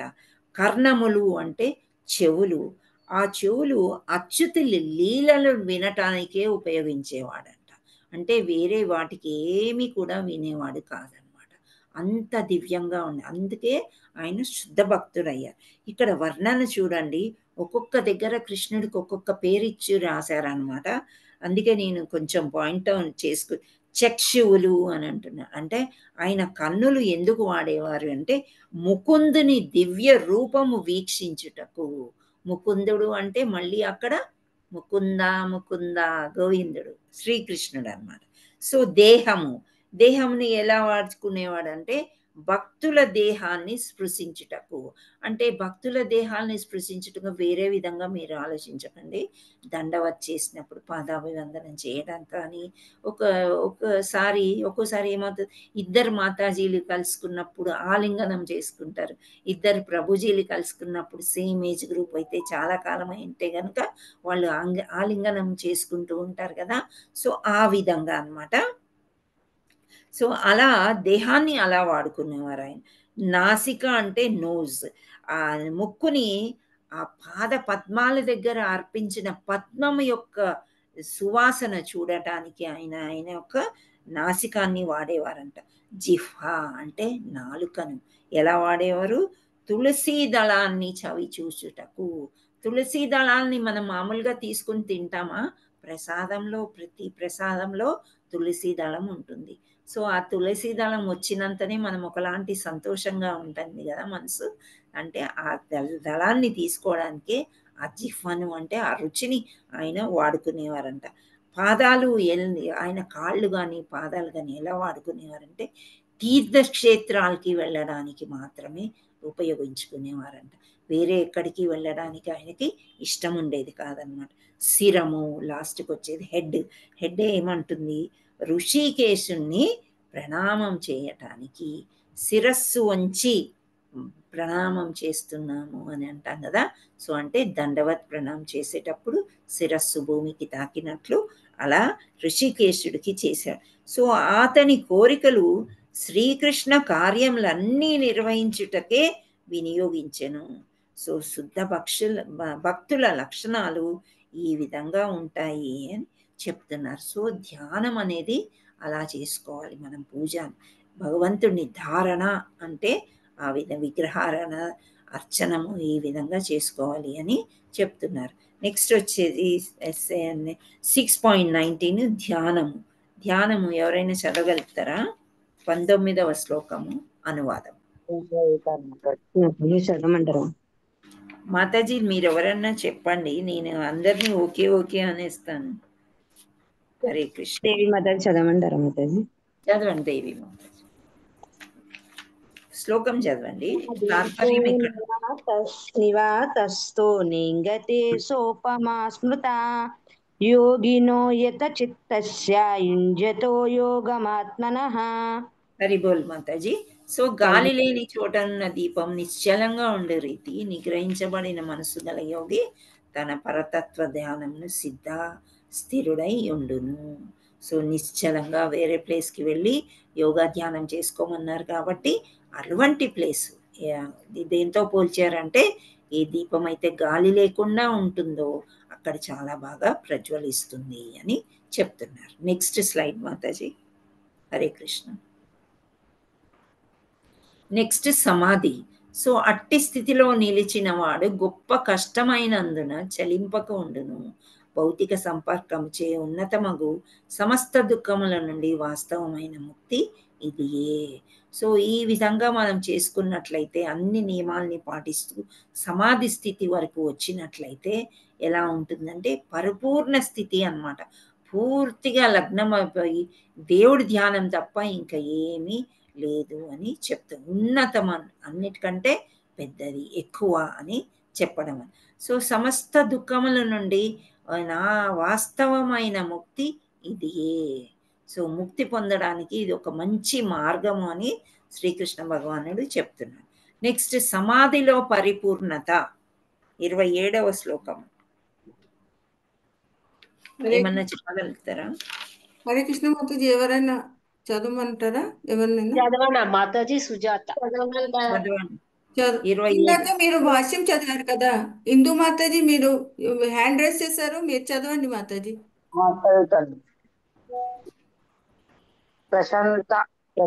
ప్రశాంత మనసం హీనం యోగినం సుఖముత్తమం ఉపైతి శాంతరజసం బ్రహ్మభూతమకల్మషం.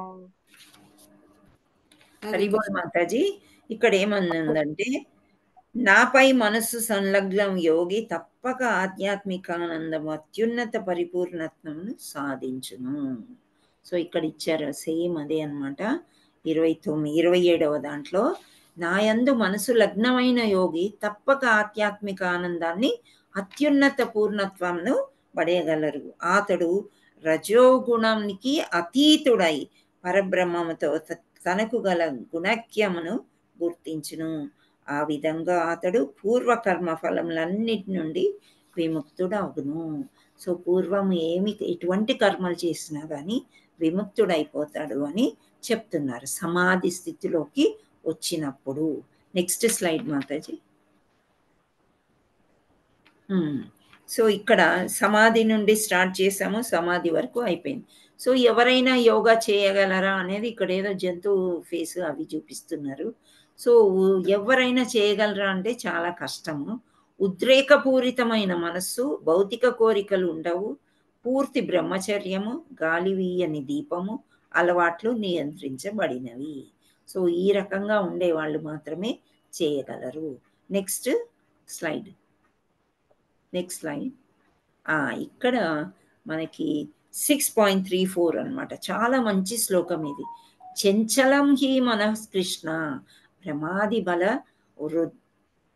వదృఢం తస్యాహం నిగ్రహం మన్యే వాయోరివ సుదుష్కరం. ఓ కృష్ణ, మనస్సు చంచలమును, కల్లోల పూర్ణము, దృఢమును, మిగుల బలవంతరమై ఉన్నది.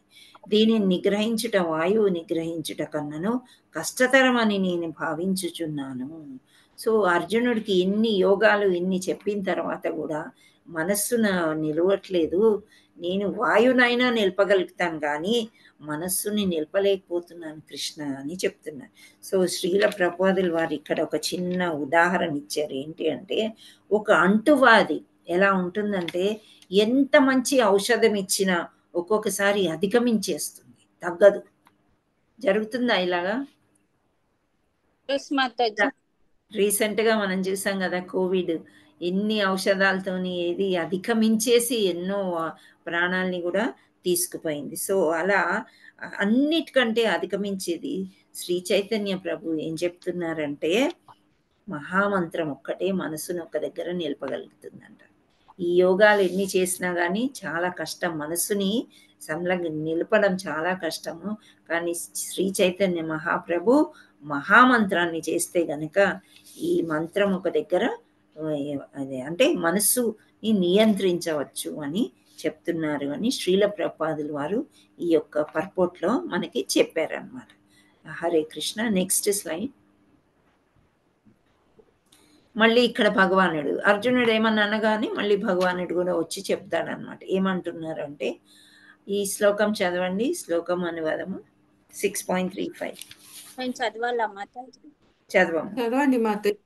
అసంశయం మహాబాహో మనో దుర్నిగ్రహం చలం అభ్యసేన తు కౌంతేయ వైరాగ్యేన చ గృహైతే.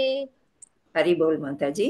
శ్రీ భగవానుడు పలికెను, ఓ గోపభుజములు కలిగిన కుంతీపుత్రుడా. గొప్ప అని ఉండాలనుకుంటే ఇక్కడ చంచలమైన మనస్సును నిగ్రహించుట నిస్సందేహంగా మిగుల కష్టతరమైనను దానిని తగిన అభ్యాసము మరియు వైరాగ్యములచే సాధించవచ్చును. చాలా సింపుల్గా చెప్పేశారు కృష్ణ పరమాత్ముడు. వైరాగ్యం అనేది రావాలి అంటే మన కామం ఏదైతే ఉందో అది మనం వద్దు అనుకుంటే దాన్నే వైరాగ్యం అన్నమాట. కోరికల్ని వద్దు అని అణిచివేసినప్పుడే మనస్సుని ఫ్రెండ్ లాగా చేసుకున్నప్పుడు అది వైరాగ్యం. సో ఒకటి వైరాగ్యము, ఒకటి అభ్యాసం. ఎంత వైరాగ్యం ఉన్నా సరే దాన్ని అభ్యాసం చేయాలన్నమాట.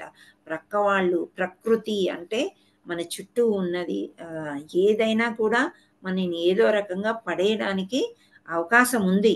సో అది మనం పడకుండా చూసుకోవాలి అని అంటే మనము అభ్యాసం చేయాలి. ప్రతిరోజు చేస్తూ చేస్తూ చేస్తూ ఉంటే అది మనకి మంచి అలవాట్లు అనేవి వస్తూ ఉంటాయి అన్నమాట. చెడు అలవాట్లకి అభ్యాసం అవసరమా? లేదు అవసరం లేదు. అది రోజు మనకి ఫ్రెండ్స్ ఎవరో ఒకళ్ళు తోలుకుపోతారు, తీసుకెళ్తారు. అది నెమ్మదిగా దానంతట అదే చెడు అలవాటు వచ్చేస్తుంది అనమాట. ఫర్ ఎగ్జాంపుల్ టీ తాగమని ఎవరు చెప్పారు అని అంటే పూర్వం మనకి బ్రిటిష్ సామ్రాజ్యం ఎప్పుడైతే పరిపాలించారో ఆదివారాలు సూర్య నమస్కారాలు చేసుకొని సూర్యుడికి ప్రత్యేకమైన రోజు మన సనాతన ధర్మం ఎంతో బాగా పూజలు చేసుకునేవారంట ఆదివారం నాడు. అయితే వీళ్ళు బ్రిటిష్ వాళ్ళు ఫ్లాస్క్లో టీ వేసుకుని వెళ్ళి ఇంటింటికి పంచేవాడంట. అలాగే మద్యం నేర్పించాడు. ఆదివారం ఒక సెలవు దినం, మీరు బాగా ఎంజాయ్ చేయండి అనేసి వాళ్ళు ఎక్కడికి వెళ్ళారు? చర్చికి వెళ్ళేవారు. ఇది చూడండి, వాళ్ళేమో చర్చికి వెళ్ళి పూజలు చేసుకునేవాళ్ళు, ధ్యానం చేసుకునేవాళ్ళు సెలవిచ్చి, మన సెలవునేమో ఈ విధంగా అలవాటు చేశారంట. సో ఈ చెడు అలవాట్లకి లోనైపోయి ఆదివారం వచ్చేసరికి వీకెండ్ అని అంటున్నాం. ఆ వీకెండ్ అనేది మన సనాతన ధర్మంలో మొదలు పెట్టడం అన్నమాట. ఆదివారం మొదలు పెట్టాలి. ఆది సో అన్నిటికంటే పెద్ద వారం అన్నమాట, సూర్యుడికి సంబంధించింది. సో ఆదివారం మంచి విషయాలు పెట్టుకొని మనం అందుకే ఇస్కాన్లో ఆదివారాల పూట పూజలు చేసుకొని అందరం అక్కడ గ్యాదర్ అయ్యి చేస్తూ ఉంటాం. శ్రీల ప్రభుపాదుల వారి ఆదివారాన్నే తీసుకున్నారు. సో ఆదివారం నాడే అన్ని పూజలు కేటాయించి మనకి అన్ని సెలవు దినాలు కాబట్టి మనం ఎక్కువగా పూజలు చేసుకుంటూ ఉంటాం. శ్రీల ప్రభుపాదుల వారు జీసస్ క్రైస్ట్ని కూడా అభినందించారు. ఏంటి అంటే ఆయన నేను దేవుడు అనలేదు, నేను ఒక దూతను అన్నాడు. ఎక్కువ డివోటీస్ అవ్వడానికి ప్రయత్నం చేశారంట జీసస్ క్రైస్ట్. సో అందుచేత అక్కడ వాళ్ళు తొందరగా ప్రభుపాదులు చెప్పినట్టు విన్నారు, భక్తులు అయ్యారు అని నిన్న ఒక వీడియోలో చూశాను అనమాట. సో ఆ విధంగా ఆదివారానికి ఉన్న ప్రాముఖ్యతని మనం పడగొట్టుకోకూడదు. అందరం కూడా పూజలు చేసుకోవాలి. It is not to enjoy, మన లైఫే అసలు ఎంజాయ్ చేయడానికి కాదు. Hour goal should be to reach Krishna. So దానికి ఆదివారంతో మొదలు పెట్టాలన్నమాట. ఆదివారంనే మనకి చాలా శుభదినం అనుకొని మొదలుపెట్టు చేస్తూ ఉండాలి. సో అవన్నీ కూడా మనం చేసినట్లయితే మనస్సు అభ్యాసము జరిగిపోతుంది. కొద్ది రోజులు కష్టం అనిపిస్తుంది. ఈ ఆదివారాలు కూడా ఏం పూజ ఇది అది అనుకోవడం కాకుండా మనం ఆదివారాలు గుడికి వెళ్ళడము, పూజ చేసుకోవడం ఇలా చేసుకున్నట్లయితే, ఒక అభ్యాసం చేసుకున్నట్లయితే మన మనస్సు నియంత్రిస్తుంది అన్నమాట. లేకపోతే ఏ సినిమాకో, ఏ షాపింగ్ మాల్కో, ఎక్కడికో వెళ్ళి డబ్బులన్నీ దండగ చేసుకోవడం తప్ప ఇంకో వేరేదేమీ మార్గం మనకి కనిపించదు. Next slide Mataji. హరే కృష్ణ. ఇలా చేసుకున్నట్లయితే ఏమవుతుందంటే ఆధ్యాత్మిక జీవితంలో ఎప్పుడైనా విజయంనే పొందుతాము అని చెప్తున్నారు. అంటే ఆల్వేస్ విన్ విన్ విన్ అనేది అనమాట. అంటే మనకు విజయం తప్ప అపజయం అనేది లేదు. దేనిలో? ఆధ్యాత్మికత. అంటే భక్తిలో ఎప్పుడు అపజయం అనేది మనకి ఉండదు. హరే కృష్ణ. నెక్స్ట్ సఫలము మరియు విఫలము అంటే ఏంటి అనేది చూద్దాం. విజయవంతము కాని యోగుల పరిస్థితి ఏమి? మళ్ళీ ఒక డౌట్ వచ్చింది అర్జునుడికి. ఏమంటున్నాడు? ఇన్ని చేస్తారు, ఎక్కడో ఒక దగ్గర చిన్న అపరాధాలు జరిగి ఉంటాయి కదా కృష్ణ, మరి విజయవంతం కాకపోతే వాళ్ళ యోగుల పరిస్థితి ఏమి అని అడుగుతున్నారు. యోగాభ్యాసం చేశారు, 8 నియమాలు చెప్పారు, ఆ 8లో కొన్ని చేశారు, కొన్ని చేయలేదు, మరి వాళ్ళ పరిస్థితి ఏమిటి? వాళ్ళు హై స్థాయికి అంటే విజయవంతం కాకపోతే అని అర్జునుడు అడుగుతున్నాడు. Next slide.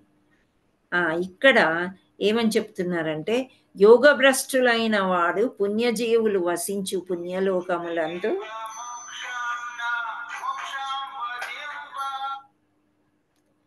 పుణ్యలోకములందు అనేకానక సంవత్సరములు సుఖములను అనుభవించిన పిదప పవిత్ర కుటుంబమున గాని శ్రీమంతుల గృహమున గాని జన్మింతురు.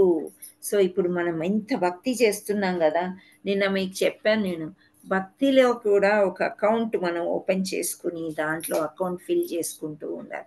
బ్యాంక్ అకౌంట్లో డబ్బులు ఎలాగైతే ఫిల్ చేసుకుంటూ ఉంటామో అదే విధంగా మనము భక్తి అకౌంట్లో మనం చేసుకున్నట్లయితే మనము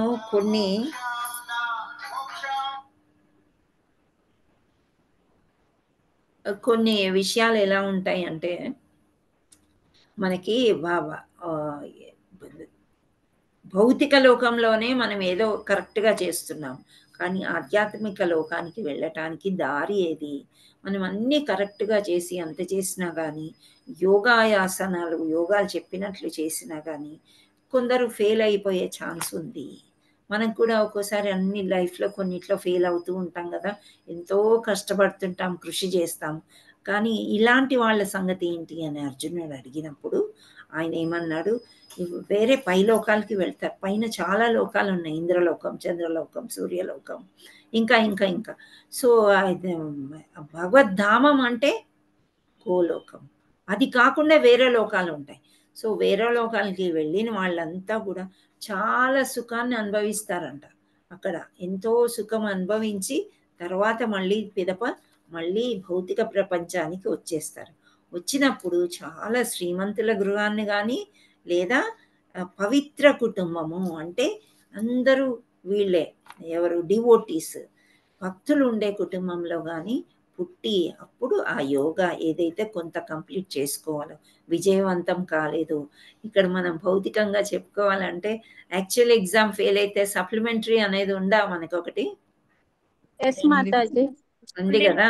సో పిల్లలు ఫెయిల్ అయిపోయి ఏదో కారణాలు ఉంటాయి, ఆ కారణాల వల్ల విజయవంతం కాలేనప్పుడు వెంటనే సప్లిమెంటరీ అనేది వచ్చి ఆ సప్లిమెంటరీ ఎగ్జామ్ రాసుకొని మళ్ళీ విజయవంతం అయ్యేటట్లు ఉన్నట్లు ఇక్కడ శ్రీకృష్ణ భగవానుడు మనకి ఒక ఆప్షన్ ఇచ్చారనమాట.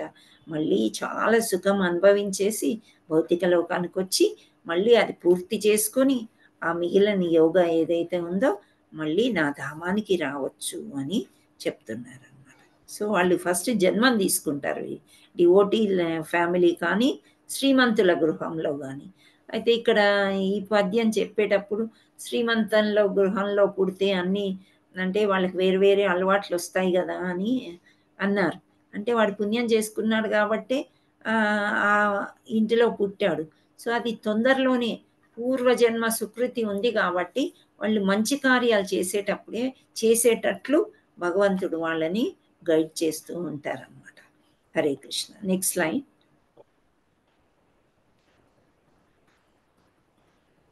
ఇక్కడ వైలోకి వచ్చాము. యోగి అంటే ఏది ఉత్తమం అని అడుగుతున్నాడు. యోగి అయిన వాడు తపస్వి కన్నను, జ్ఞాని కన్నను, కామ్య కర్మ రతుని కన్నను అది కూడా అయినట్టి వాడు కనుక ఓ అర్జున అన్ని పరిస్థితుల యందును నీవు యోగివి కమ్ము అని చెప్తున్నారు.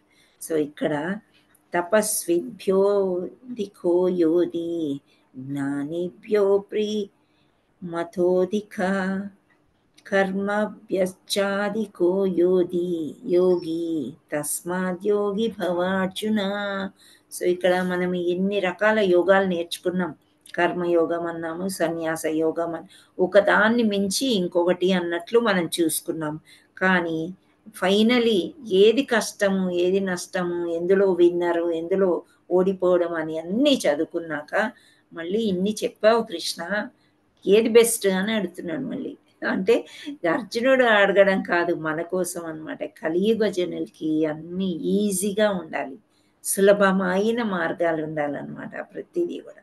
సో అన్నిటికంటే కూడా ఈ భక్తి యోగానే చాలా కరెక్ట్ అని భగవంతుడు చెప్తాడు.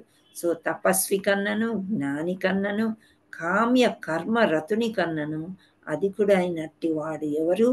యోగి. అంటే యోగి అంటే భగవంతుడికి బాగా దగ్గరగా ఉన్నవాడు, అంటే భక్తి యోగా చేసినటువంటి వాడు.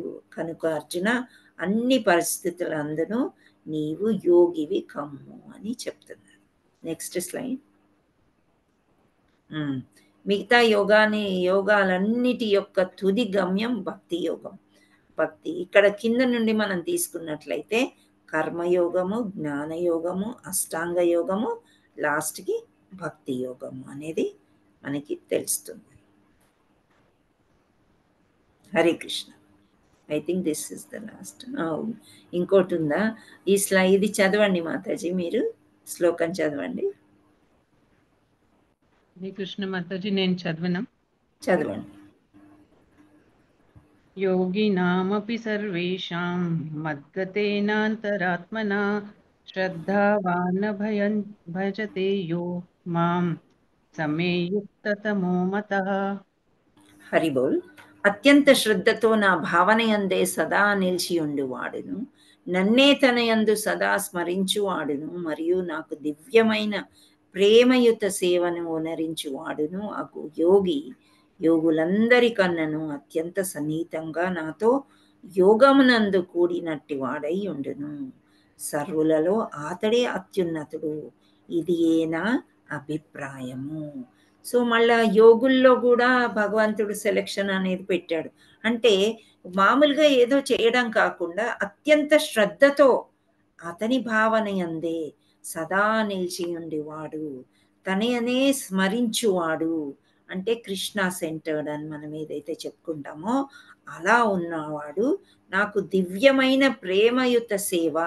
ఇప్పుడు మనము రోజు చేస్తున్నాం, నియమాలు ఇచ్చారని, కానీ ఇవన్నీ కూడా ప్రేమతో చేస్తున్నామా, డ్యూటీ మైండెడ్తో చేస్తున్నామా అనేవి రెండు రకాలుగా ఉన్నాయి. అందుచేత భగవంతుడు ఏమంటున్నాడు, ఇప్పుడు అదే చెప్తుంటాడు, ప్రేమతో చేస్తున్నవి అన్నీ కూడా అలాంటి వాళ్ళే యోగులందరిలోకి నాకు అత్యంత సన్నిహితంగా నాతో యోగమందు కూడినట్టు వాడై ఉన్నాడు.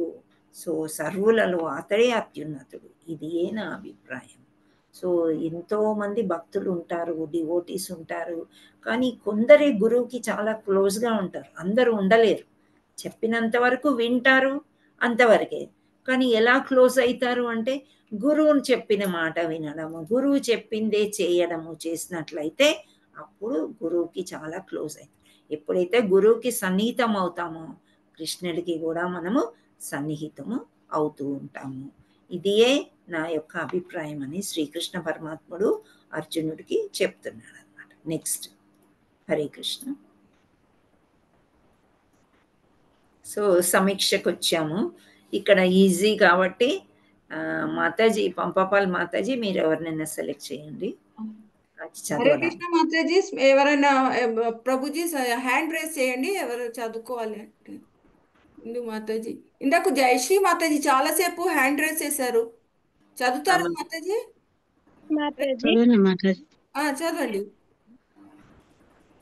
ఎవరు? కృష్ణ మాతాజీ, సుధా మాతాజీ.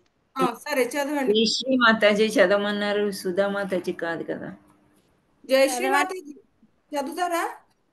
చదువుతాను మాతాజీ, మాకు పిలుస్తున్నారని సైలెంట్. ఈ చదవండి. లేదా స్నేహితుడు, మనసు స్నేహితునికిగా ఉన్నప్పుడు, మనసు శత్రువుగా ఉన్నప్పుడు. చదవండి. అవి కనిపించట్లేదు అనుకుంటా స్క్రీన్ మీద. కనిపిస్తున్నాయా? కనిపిస్తుంది, బాగానే కనిపిస్తుంది. దిశను అనుసరిస్తారు. ప్రగతిశీల మరియు ఆరోగ్యకరమైన ఎంపికలు. ఇంద్రియ సంతృప్తి నుండి వేరు చేయబడుతుంది. ఫలితము స్వేచ్ఛ మరియు ఎత్తు. కోపం, దురాశ వంటి పాపపు చర్యలు అనుసరిస్తుంది. చిరాకు, ఆందోళన మరియు తప్పుదారి పట్టిస్తుంది. ఇంద్రియ తృప్తితో జతపరచబడుతుంది. ఫలితం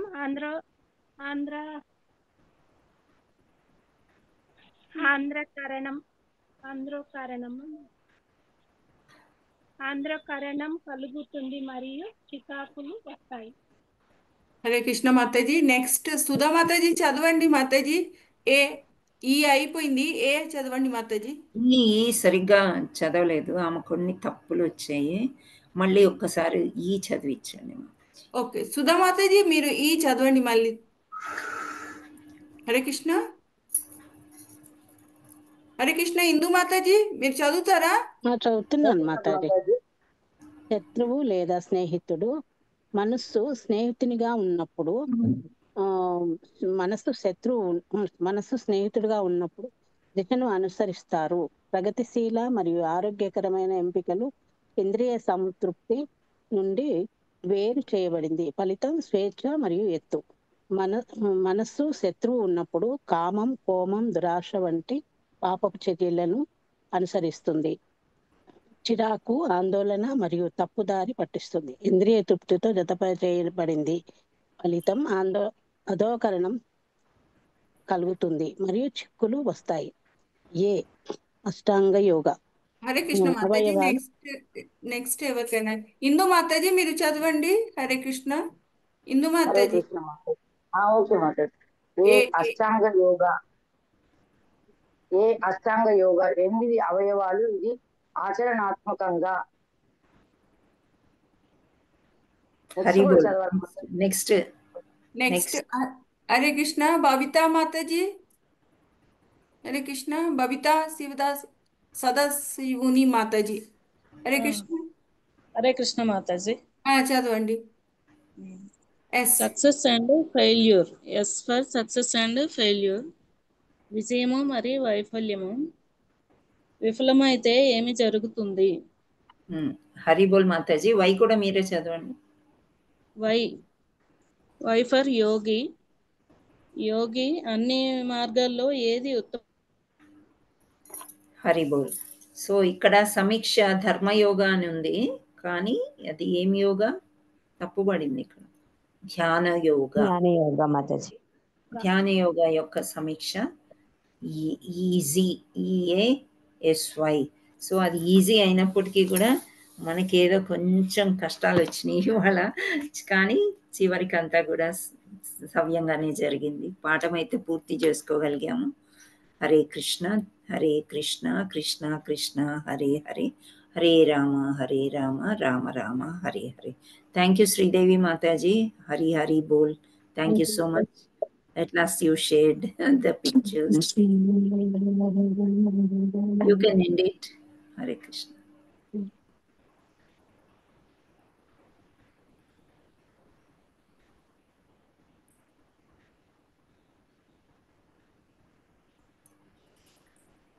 హరే కృష్ణ. ప్రభుజీస్ అండ్ మాతాజీస్, ఈరోజు జరిగిన గందరగోళానికి ఐఎమ్ వెరీ వెరీ సారీ. కొన్ని మన చేతుల్లో ఉండవు, జరిగిపోయింది అలా. మీకేమైనా అర్థం కాకుండా గందరగోళంగా అనిపించిందా? ఇట్ వాజ్ ఓకేనా? పర్వాలేదా? ఏప్రిల్ 8 నుండి చెప్తున్నాను. ఫస్ట్ డే ఇలా కొంతసేపు జరిగింది, మళ్ళీ ఈరోజు జరిగింది. సో మనం వెదర్ మార్పులు వచ్చాయి కదా, సో పవర్ మార్పులు కూడా వస్తున్నాయి. హరే కృష్ణ. సో మీకు ఏమైనా డౌట్స్ ఉంటే రేపు మనం చూసుకుందాము. ఇప్పుడు చాలా సమయం అయింది కాబట్టి thank you all so much. వాంఛాకల్పతరుభ్యస్య కృపా సింధుభ్య ఏవ చ పతితానాం పావనేభ్యో వైష్ణవేభ్యో నమో నమః. జై రాధా మదన్ మోహన్ की जय, बलदेव सुभद्रा माई की जय, चैतन्य निताय की जय, गौर प्रेमानंदे हरि हरि बोल. हरे कृष्ण. श्रील प्रभुपाद की जय, गुरु महाराज की जय. Thank you so much Mataji. Hare Krishna. ధన్యవాదాలు.